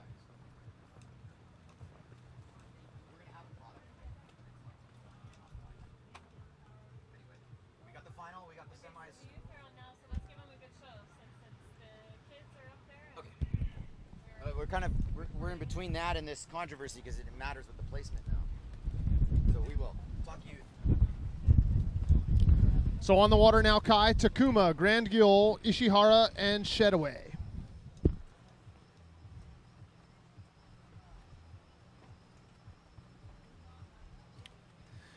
Conditions have been good all through the day today. Solid wind, solid waves. A nice wave direction. Waves that have a nice long tail from beginning to end. A lot of potential for scoring. As you look at our screen now, this is Graham Ezzy making his way in from a previous heat.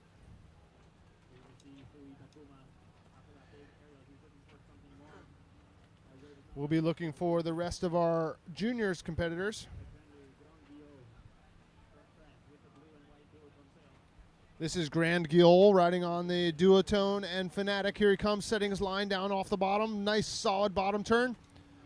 Getting a little caught up on the lip, looking for an aerial section at the end bowl. And kind of too much rail and going out the back. Nice wrapping top turn on the hot sail. This is Shedaway. Nice late second turn. And out the back on the RRD rig, I believe this is Ishihara. Rob, you want to come in and talk? We're going to welcome in Rob Funk to help us through the youth division of the Aloha Classic. Some really good sailing so far in this heat. Looking for an aerial at the end bowl section. Going for the Taka. And falling out the back. That's probably Takuma. Yes, it was. That was Takuma. All right, riding on the Gastra rig, that's Takuma. On the North Duotone / Fanatic, that'll be Grand Guiol. Shedaway is on the hot sail. And Ishihara is riding on the RRD rig. It's getting kind of late in the day. What time is it, Rob? It is 4:15 Hawaiian time. Just a little bit more to go for our day before they force us to give it back to the surfers and call it a day. We're going to probably do this one other youth heat after this and probably call it a day. I'm not 100% sure. Don't quote me on that, but that's the way our schedule's looking. And the way the time's going, it should fill in with you got 12 minutes now, and you're going to have another 18 minutes after that. Head judge Duncan Coombs is nothing if not efficient. He will run it to the very end and squeeze the very last drop out of the competitors. And be honest with you, there aren't going to be surfers charging out right now. It isn't the best conditions to go surf. Unless you're Matt Mayola and Albie Lair because you have the wind. Yeah, but it's been fine conditions for windsurfing. The conditions have been great. Let's not downplay it. They've had plenty of opportunity for scoring here at Hokipa today. Oh, today's been a phenomenal day. Are you kidding? I'm stoked to see all. Tell me, did we have some action or what? We had some action. We had action from a lot of different guys. We had some moments that I would say were pinnacle moments. I agree. I mean, look Camille at. Huban I was just going to say that. on Yeah. fire. And Antoine himself. But it'll be interesting to see what happens with the whole interference thing as well. Yeah, that was. I heard a little more story on it. It's nothing to elaborate on. It's just I think it stemmed from a prior wave incident in that same heat, and pretty much that's where we're standing right now until we get an official judge ruling on this. Interesting. So on the Gastra rig here, this is Takuma. Yes, Takuma on the Right. Gastra. And out the back, this is Grand Guiol riding on the Fanatic Duotone. And Blowing the tail out there, wrapping it around, getting a little bit of a score. and look at Jake Shadowways popping into a nice little nugget here. Take it away. Moving a little bit upwind, we'll find Shadowway. And looking for the top turn now. Couldn't power through that one and ends up out the back.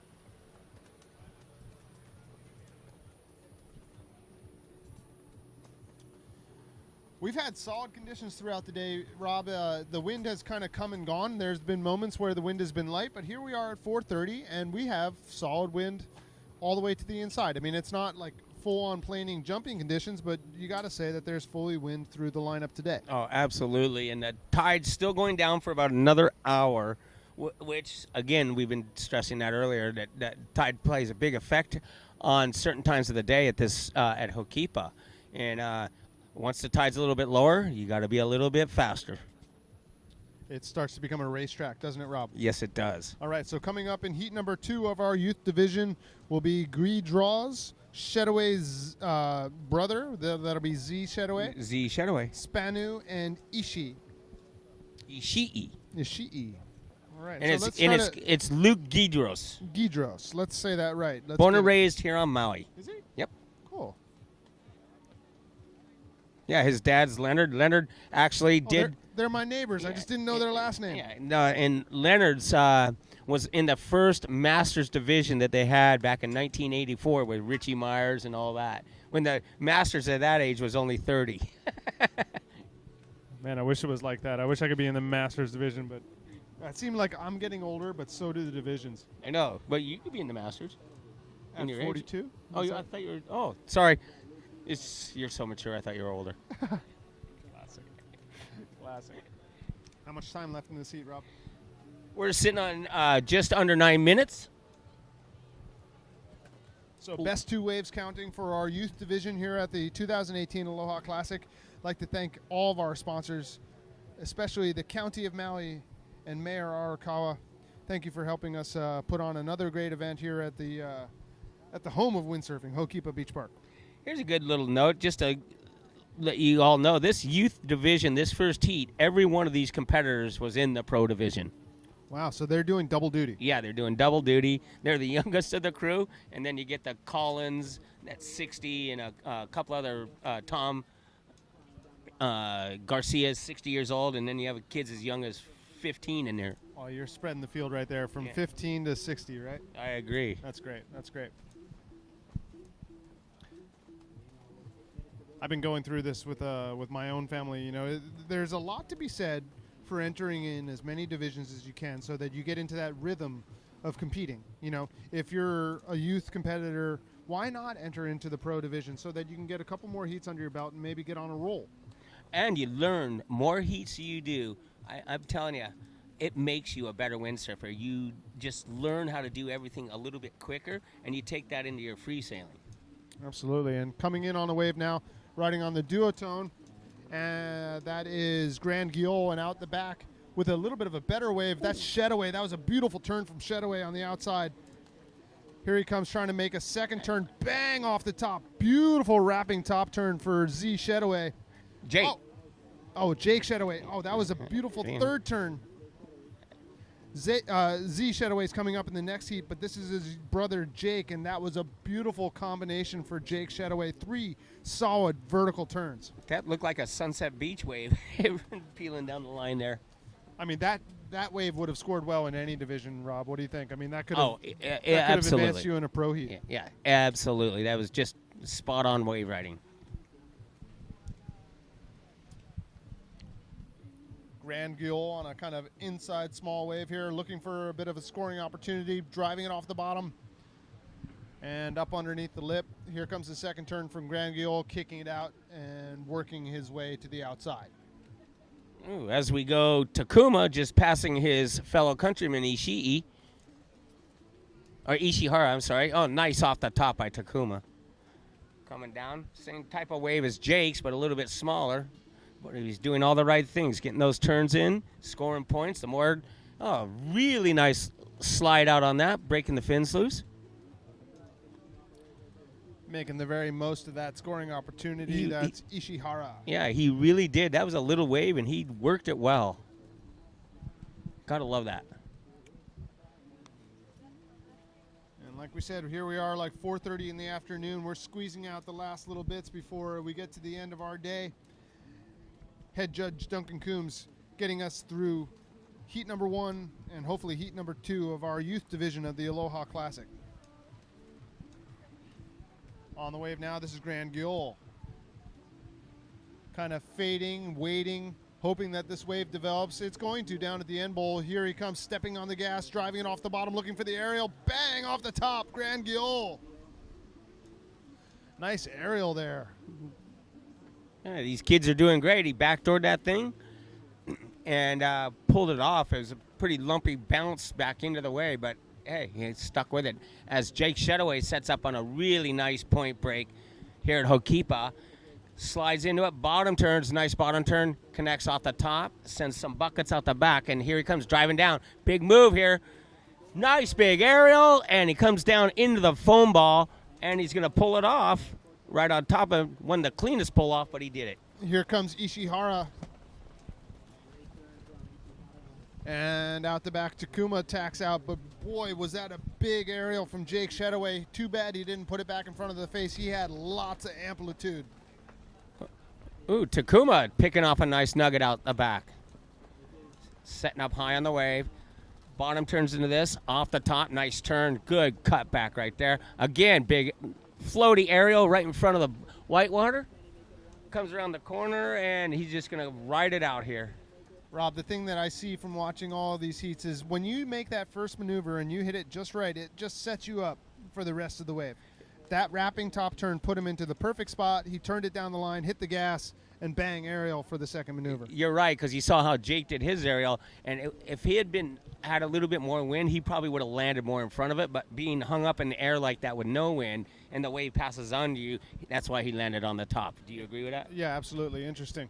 Here comes Jake Shadowwave all the way down at the end bowl. This is the very last portion of the wave. Here he comes setting up, driving off the bottom. Jake Shadowwave, bang off the top. Ooh.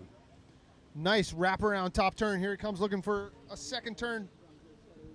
And the third. He's quick off the rail game. That's what allowed him to get to that third turn. Man, did he send some buckets of water out the back on that first hit? Yeah, the first hit was a man turn for Jake Shadowway. He made it rain on a nice blue sky day. Absolutely. Here you can see three of our competitors kind of languishing on the inside down at the rock pile. If we were to fade out and look at the situation a little bit, we've got one competitor, Grand Guiol, on the outside. He's working his way onto a wave now. There he is, riding on the Duotone and Fanatic. Not much of a wave on offer here, but maybe he'll use it to reposition himself. You see how he's going upwind and tacking. Playing the positional battle. Going to let one go underneath him. No, he's going to tack. That was a quick tack out and a quick tack on. Here he comes. Maybe he's just going to ride this one upwind as well. No, he's going to take this. That was a good move on his part. They had nothing else to work with behind, and it comes off nice little. No, you know what? He kind of messed that wave up by letting his rail slip a little bit. He didn't look too comfortable on that one, did he? Well, some quick work to get back on it. It's hard to tack off and then to tack on again. Yeah. That's a difficult maneuver to do. But I like the idea that he did that because of the fact that there was nothing behind. Yeah, the question will be whether or not he's in a bad spot now by being all the way inside and lowest on the totem pole with 2 minutes to go. Grand Guiol riding from France, one of our French competitors. We have competitors from as far away as Japan, Morocco. France, Morocco. The list goes on. It is truly an international windsurfing tour, the IWT. This is for all the marbles right here. It really is. You know what I just noticed? We only had one Aussie in it, I think. Was that Jager? And then he gets injured. Interesting. You know, certain years you have contingents from other portions of the portions of the world. Right now, I'd say Japan is offering us a lot of guys and girls from from Japan right now. Yep, their Japanese contingent is fun and a happy group, and they can rip. And they're young, so there's a bright future in front of them. They learn from Yoshi. Yoshi Hasumi is a grandmaster that's still sailing at 72 years old, and he's really immature for his age because he sails and surfs and stand-ups extremely well. Did you say immature for his age? Yeah. You say that like with confidence and that it's a fun thing. And reverence. Yes. Right? Yes. Definitely. Like it's a good thing. It's a very good thing.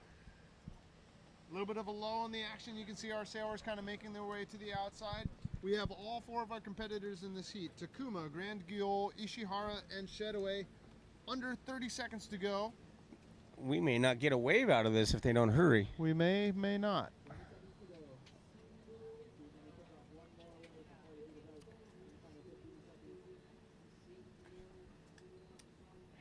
Yeah, it doesn't look like anyone's going to get anything right now. We got About 5 seconds left. If this swell builds up to something, Grand Guial, he's making turns, so they might count this little wave for him. Not sure, but I'm not going to say anything about it because I'm not the judge. One thing we do know is we're going to roll right into heat number 2 with Guidros, Shedaway, Spanu, and Ishii. Ishii. Can you help me with Luke's last name here? Guidros. Guidros. Now Luke is a neighbor of mine, so I'll be firmly rooting for him, and obviously Zake Shedaway because they're Maui boys. But keep it in the hood. Keep it in the hood. The one cool thing about Luke is that I've kind of watched him go from never ever windsurfing before to within like a year and a half, the kid is gone to being able to sail at Hokipa and enter into a contest like this. I agree. I love it. It's pretty cool. It's cool. That's what's gonna help the future of our sport is these young kids coming back into it and like you said, following in their father's footsteps in some ways. Exactly, and Luke's a very good surfer too. He does the surf contest here at Hokipa for all the school and young kid youth surf events. So he's very entrenched into the Maui wave riding style. About 30 seconds from the beginning of this second heat of the youths, which should be, I'm assuming, our last heat of the day. So 18-minute heat, 2-minute transition? Correct.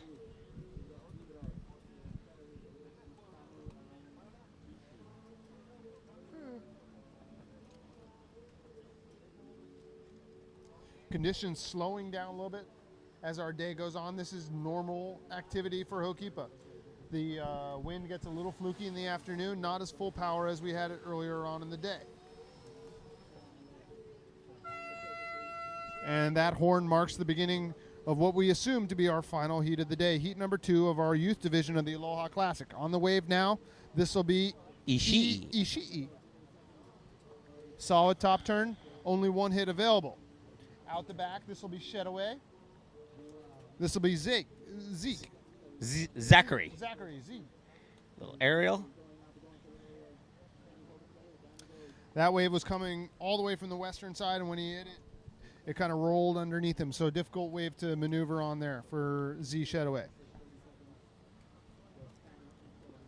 Yeah, I got to bring Z up here and have a little, had him sit in for a couple heats with us. It was pretty he was good. talking about his brother's heat and stuff. Yeah, that was cool. exactly. That was cool.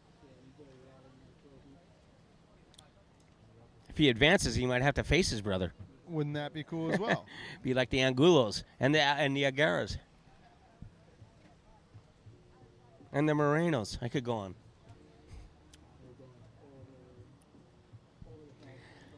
So, Rob, you're going to have to kind of inform me on this, but my understanding is that there is a division here where it qualifies for the PWA youth division as well, right? Correct. But that is not this division. That I am not aware of, so I can't help you on that one either. Okay, well, we'll get back to that, but my understanding is that these 2 heats are the youth division of the Aloha Classic, and then I think that they have another division that is the PWA under 17s. Ishii with 2 good combination turns there. Coming off the top again, he's going to finish off maybe with a little aerial right here. Does. Nice tail kick aerial. That was a good scoring wave for Ishii. He's fast from rail to rail. That was a good way of kind of squeezing the most into a limited spot. Luke Guidros, take it, Jace. So did we just have the change of our heat? We did, right? Yeah, so here comes Luke, driving off the bottom. Oh, digging a rail. Getting a little late and having the lip hit him there. But he's far enough upwind that once this white water dissipates, he should be able to get to his rig without much of a problem in terms of the rocks. Oh, not even close. You're right. He has a better chance of going to pavilions. Oh, we got some lines out the back. Yeah, this is a difficult spot. When the sets start lining up like this, you don't necessarily want to be Ishii, who's on the RD rig and heading out into the teeth of it. As the wind just kind of shifted offshore, too. He's pumping. He's going to make it around the corner. All right. That was a nice move. Smart move by Ishii. He's out. This will be Spanu on the gasher rig getting taken out by the whitewater there.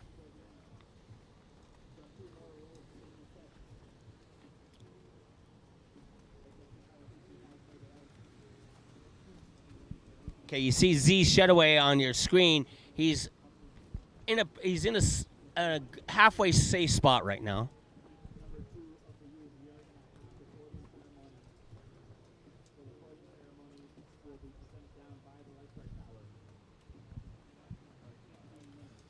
You can tell the wind is really kind of lightened up on the inside now.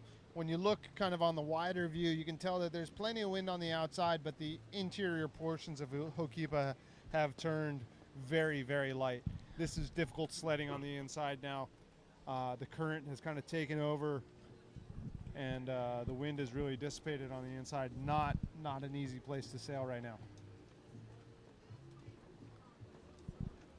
No, you're right. It was a Shi'i and Shedaway both down by the rocks there, and they both seem to be all right now.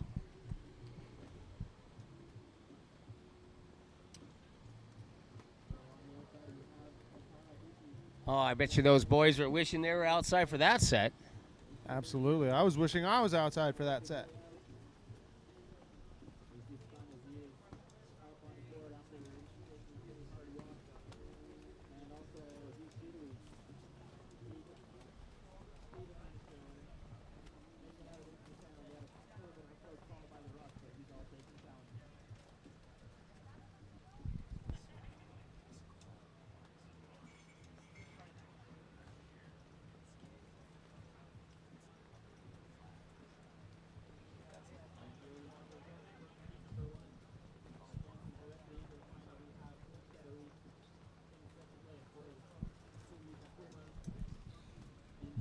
Okay, we're sitting on about 13 minutes left in the seas, so we got 5 in. Got some scoring waves for everybody except for Spanu. I don't think it's got a wave yet. This is heat number 2 of the youth division of the 2018 Aloha Classic of the International Windsurfing Tour. We've had great conditions throughout the event, from large surf and light winds to what we have today, which is kind of a moderate sort of swell and a nice lineup. Really contestable conditions for us here at Ho'okipa Beach Park today. And on the wave now, this will be Luke Goodrow's in front with Ishii behind. Luke, nice off the top there. He's going to come into this little bowl in the front of the H Poco point there. Little late hit. Ishii, nice hit off the top of that wave. Around the corner. Little floaty aerial. That's a good scoring wave for Ishii. Oh, I liked how he was able to get back on that rail to get up over that lip. That could have easily been a crash, but he turned it into a score. And Z Shedaway had a nice wave off the point at the end bowl that we didn't quite catch, but you can see the lip slide by Spanu there. That was a nice scoring wave for Spanu. So this heat should be tightening up a bit. And all of our competitors getting waves there, and 3 of our competitors choosing to go back upwind to try to get out without losing that sort of upwind ground. It's hard as you get late in the day here to position yourself upwind enough to be able to catch these waves. And you can see our 3 competitors here have chosen to stay on the inside as opposed to turning downwind and jibing. They've all tacked. Our competitors have all tacked here, these 3 guys, to stay upwind and hopefully put themselves in a position to be able to catch and ride a good wave.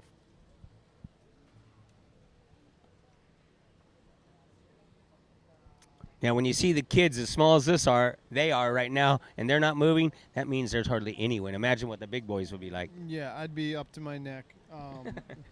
Luke Goodrow is riding on the Goya rig. You can see, you can just see next to Ishii, how small Luke is comparatively. That's Spanu. Spanu. Yeah. Okay, well, Spanu comparatively looks to be a full-size adult here. He does. That sail is definitely a meter larger and probably about 2 meters smaller than anything we would ride, right? Probably, I'd probably be in the same one. Yeah. I'm kind of scrawny. Not me, though. No, you're not. You're lanky. I'm lanky, but I still got 190 pounds or 200 pounds, depending. So this would be difficult sailing conditions for someone of my weight. But our juniors, our youth division is making the most out of it. And actually, the wind's filled back in again. Look at this. This is Spanu. Yes. Riding on the Gaster rig, tacking, trying to play the positional battle. He's furthest upwind now for us. Now we just need that combination for this heat, a little bit of wind and a little bit of wave. Hopefully it'll come to us. Some really exciting times that we've had through the competition here at the Aloha Classic. We've managed to get results in our pro men's and pro women's divisions. Rob, any surprises for you? Yeah, there were a couple surprises. I like seeing how well Graham made it as far as he has, and to the point he has. Other people that you're not expecting to come up so high was Angela Cochran is another great surprise. Had a competitive windsurfer from the 80s back doing it again here 30 years later, and she's done contests in a run, but not like a regular person does contests every year. Other surprises. No, the guys are so good. Sometimes some things don't surprise me unless you witness it for the first time right there. Yeah, I mean, we haven't seen Camille Hubon win a lot. We did see him win here once, but I can't say it's a surprise to see Camille on the top of the ladder. No, I agree. Okay. So on the wave now, this will be Ishii. He's Ishii.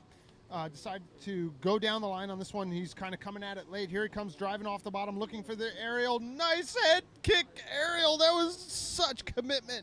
Oh, he almost pulled it out. Oh, you got to applaud the commitment. That was really, really head throw aerial. Spanu upwind. Nice peeling wave for him. If he takes a high line and gets around this corner, he's going to have a nice scoring wave right here. Comes up off the top. Nice cut back off the top. Bottom turns, he's got a couple more. Late hit, floats through it. Good scoring wave for Spanu. This would probably be his best scoring wave right now. And that's the sort of wave that can make a difference in the heat. It really can. Again, one of those little lulls in the action right now, although there is a wave by Z Shedaway off the point. And he's actually got a really nice wave that's going to pull up for him. He needs to come upwind a little bit more.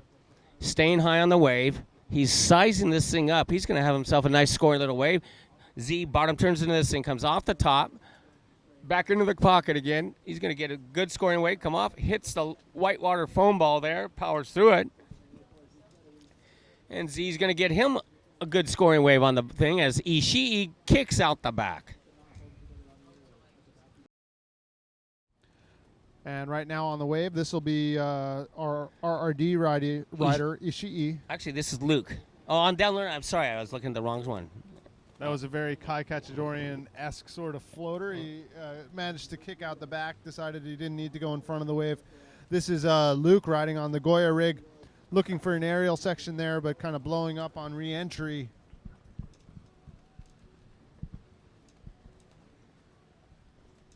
Luke, good attempt there. This is, I think this is his first contest, so he, like Jace was saying, he's sailing less than 2 years, and he's come such a long way in a short amount of time. Look for him next year because it's going to be a big difference, guaranteed. Absolutely. What a difference a year can make for a young rider like that. And my understanding is that, Luke pals around with the Shedaway boys, and they're all kind of like a sailing crew that spend a lot of time sailing together down at Sprex and here at Hokipa. So, it's cool to see the young posse riders together because, riding together really allows you to push each other and eventually to get to be as good a rider as you can be. That's so true. I mean, look at all the people that grew up sailing together here, from Levi and his brother sailing with all the same friends that we have now. In my era, it was always me, the Agaras, the Schweitzers, and all these people. You saw each other 7 days a week sailing. Here comes Ishii riding on the RRD rig, turning it down the line, full pedal to the metal, big aerial. Nice landing it back in front for Ishii. And he's just kind of riding it into the channel now so he can do his jibe and get some clear wind and be able to make his way back out into the competition area.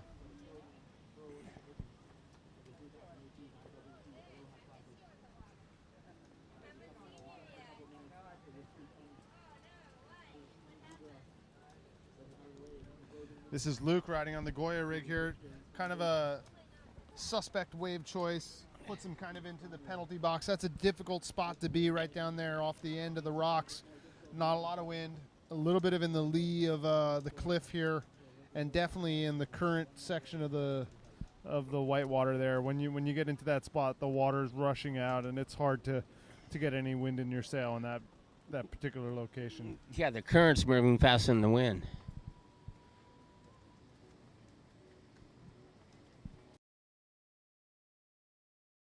Okay, Here Luke. we have Luke on the wave now. Bottom turns comes off the top. He's a little bit down in that same spot you were talking about, but he is getting some turns out of it. But it's going to shut down him. He probably could have taken a higher line and gotten into that deeper water. As Ishii comes flying down, he's going to backdoor this thing. Nice big taka and cannot pull it off. Had good projection on that goiter there out the back. This will be Z Shedaway. Shedaway wrapping around the top turn. Doesn't have an aerial maneuver in store here, but still managing to calculate a score. Second turn for Shedaway. Here he comes, bang off the whitewater. So a little bit of a different wave for him there. No real aerial opportunity, but managing to wrap around a couple top turns and to get a good score. So yeah, you gotta make your impression on the judges. It's a great thing to be the last scoring wave. That's a great position to be in. Here you hear the horn, and that'll be the end of our heat number 2 of the Youth Aloha Classic 2018 of the International Windsurfing Tour.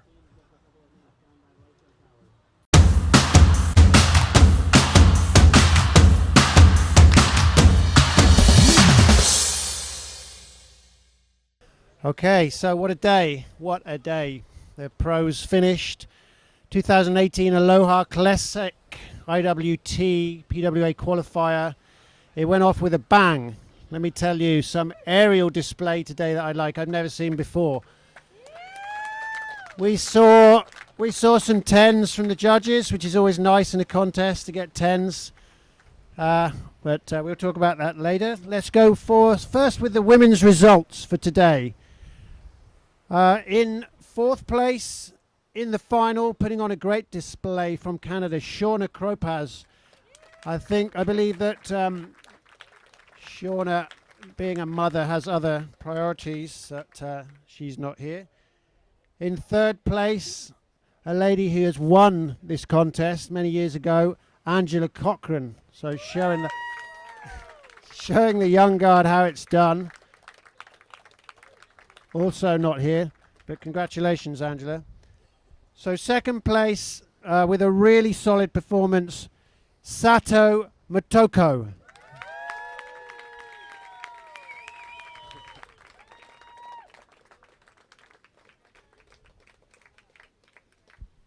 Yeah, super nice style, Sato. You must be happy with that. Yeah, great job. So winning the Aloha Classic again, Sarah Hauser.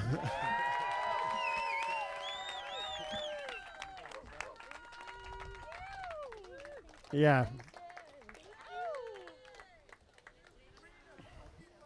Yeah. Good job, Sarah. Consistent, super nice style, smashing the lip. Can we have a few words, please? Thank you. Just super grateful to have been able to sail out there today with only 3 other ripping ladies. It was really, really fun. There were great waves, and I had a great time. I'm super thankful also for all my sponsors, Simmer Style and Taboo, making me awesome boards, awesome sails, and also for SAP South Cloud supporting me this year so I could focus essentially on training on the water. So yeah, very grateful. And thank you to the International Windsurfing Tour for putting the event this year. We had a blast, and yeah, hope to come back next year. Congrats. Whoa.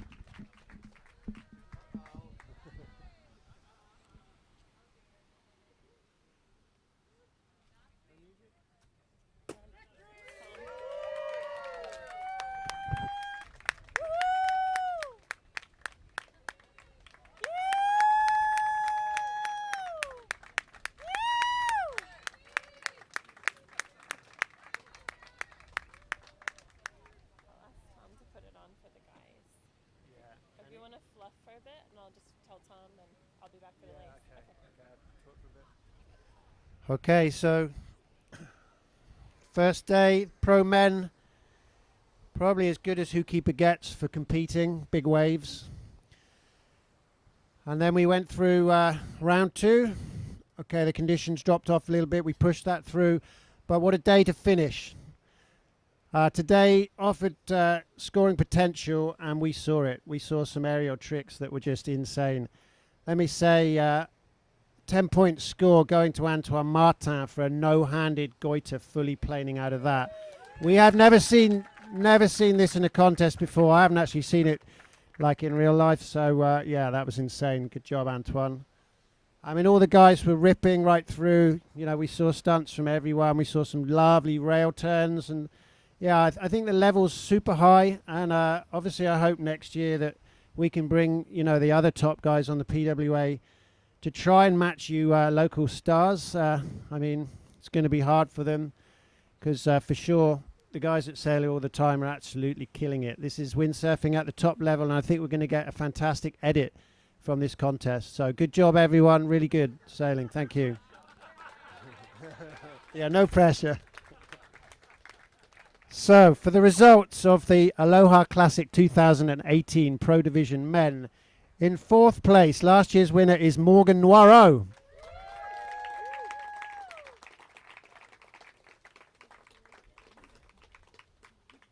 Good job, Morgan.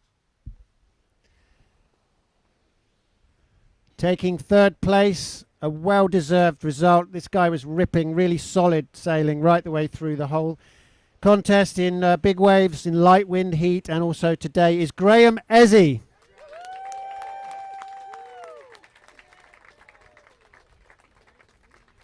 And he's had no sleep as well.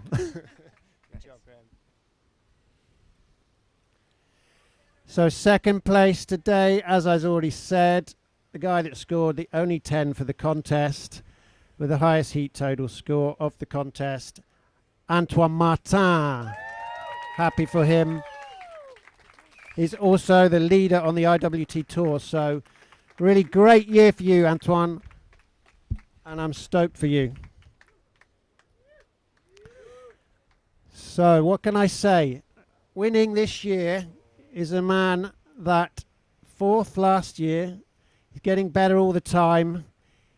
He's got exceptional rail turns. He's got all the stunts from France, Guadeloupe. Camille Juban, yeah, boy!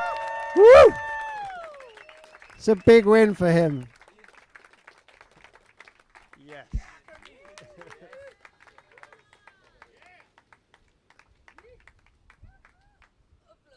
Some words from you, Camille. You must be super stoked with this. The best result ever, I believe.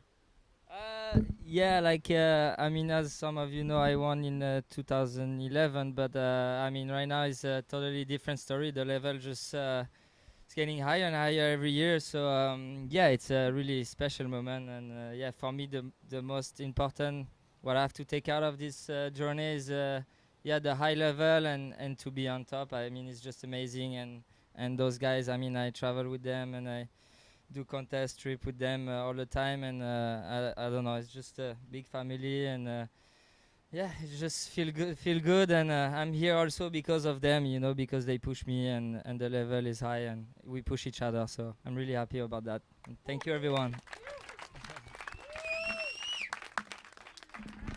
Good job, Cami.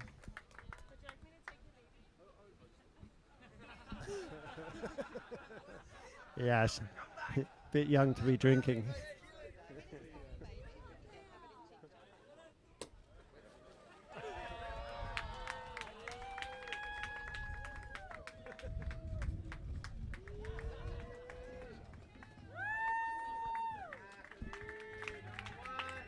Yeah, Cami.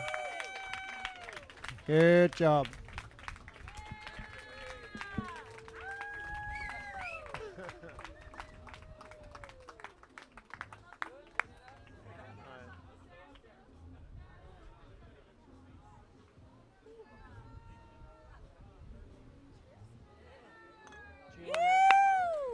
Say, like, obviously, you know, tomorrow All right, we're rolling here with our 2018 Aloha Classic champion, none other than Camille Juban from Guadeloupe, who sailed a scorching final heat. I'd go as far as to say, Camille, you sailed better and scored higher each progressive heat. You kept going. You saved your best for last. Let's hear it. Well, I guess it's experience right there. Like as I said earlier, I won like 7 years ago, and yeah, I really like winning. Winning in Maui in Hawaii is like the mecca of windsurfing. Is like where you want to win actually. So winning here, it's always special, especially after all those years. And yeah, I would say it's experience who paid right there, and Kai also gave me a wave. Yes, he is bringing up a heat that we were in a quarterfinal. And Camille, you might not have been starting that heat too great, but I'm the team captain for Simmer and a proud one at that. And I looked at you and, man, I said, I'm giving you this wave and I'm giving you a chance to go take this whole thing. And look what happened. So anyway, Yeah, you're it's welcome. true. Yeah, no, it's true. That was an important wave. I will in tell you this this. contest. Thank you. Please thank your sponsors and your affiliates here. Give a chance to use this stage to thank those people that support you. Man, it's like, so yeah, first of all, the Hawaii sponsor, the first one was Quattro, so I gotta thanks like Keith Tebul and Lalo and Francisco Goya. Quattro and Goya is the team, like the family that helped me since the beginning, who like believed in me since the beginning. And then the second one who believed in me since the beginning, even though I was not with them since the beginning, is Zimmer Style, which I got in 3 years ago now because of Kai 10 here. And yeah, I'm really happy to shine and to make my sponsor shine. So yeah, let's Mission accomplished, Camille. Why don't we Exactly. send this off in your native tongue with your friends watching back at home, far away, your family. Let's hear it in your native tongue. So, ouais, du coup, en français, merci beaucoup à tout le monde qui ont regardé. Et voilà, super content de gagner ici à l'Aloha Classic 2018. C'est, comme je disais tout à l'heure, c'est une compète à Hawaï qu'on a tous envie de gagner, tous les windsurfers. Du coup, ultra content. Et voilà, merci tous mes sponsors, Quattro, Zimmer, Longhorn. Et voilà, Oxbow qui m'aide depuis le début. Donc voilà, quoi. Merci à toute la communauté du windsurf aussi et française aussi qui nous regarde. A plus, Camille. A plus. Merci, see you. Camille Juban, our 2018 champion. All right. Cheers. Let's bring up our women's winner for the 2018 Aloha Classic. None other than Sarah Hauser, NC6. Congratulations, Sarah. Thank you. Well sailed. Another situation, I would go as far as to say, Sarah, where you saved your best for last. Oh, really? You think so? Some of those waves in the final started getting next level. I felt that you built momentum throughout the contest. You were in a couple big battles, and you never seemed like you got too psyched out by it. Take me through the final, though. When did you know that you had a good score on that 8.4?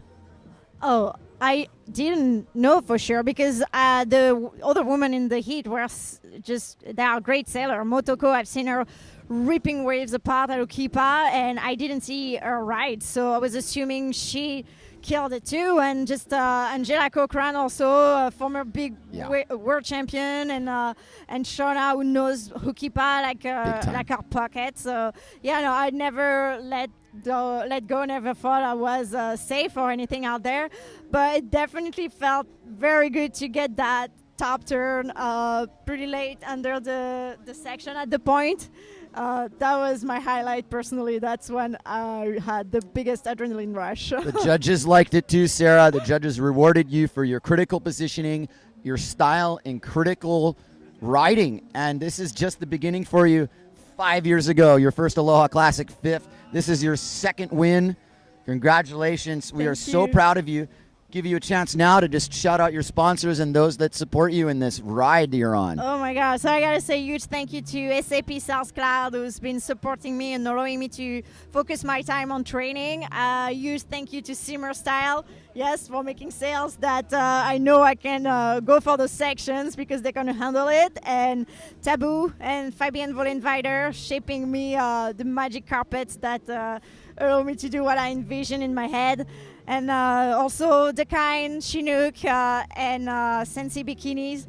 Super grateful for all these little parts. And also, the last thank you, sorry, I have a lot, but to Sam Campbell at Deep Relief, because the body is a part that is as important as the equipment. And so when everything aligns, you need to have the gear and the body. And so thank you to Sam and Deep Relief for training me and putting me in the mindset where I can believe in myself and go for those sections.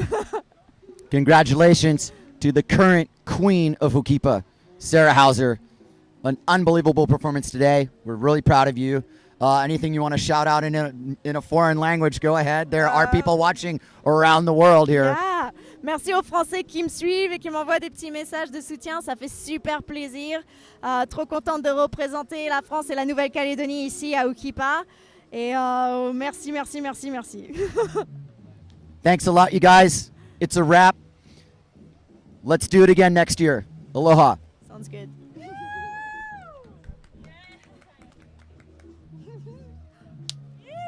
Congratulations. Thanks, Kai.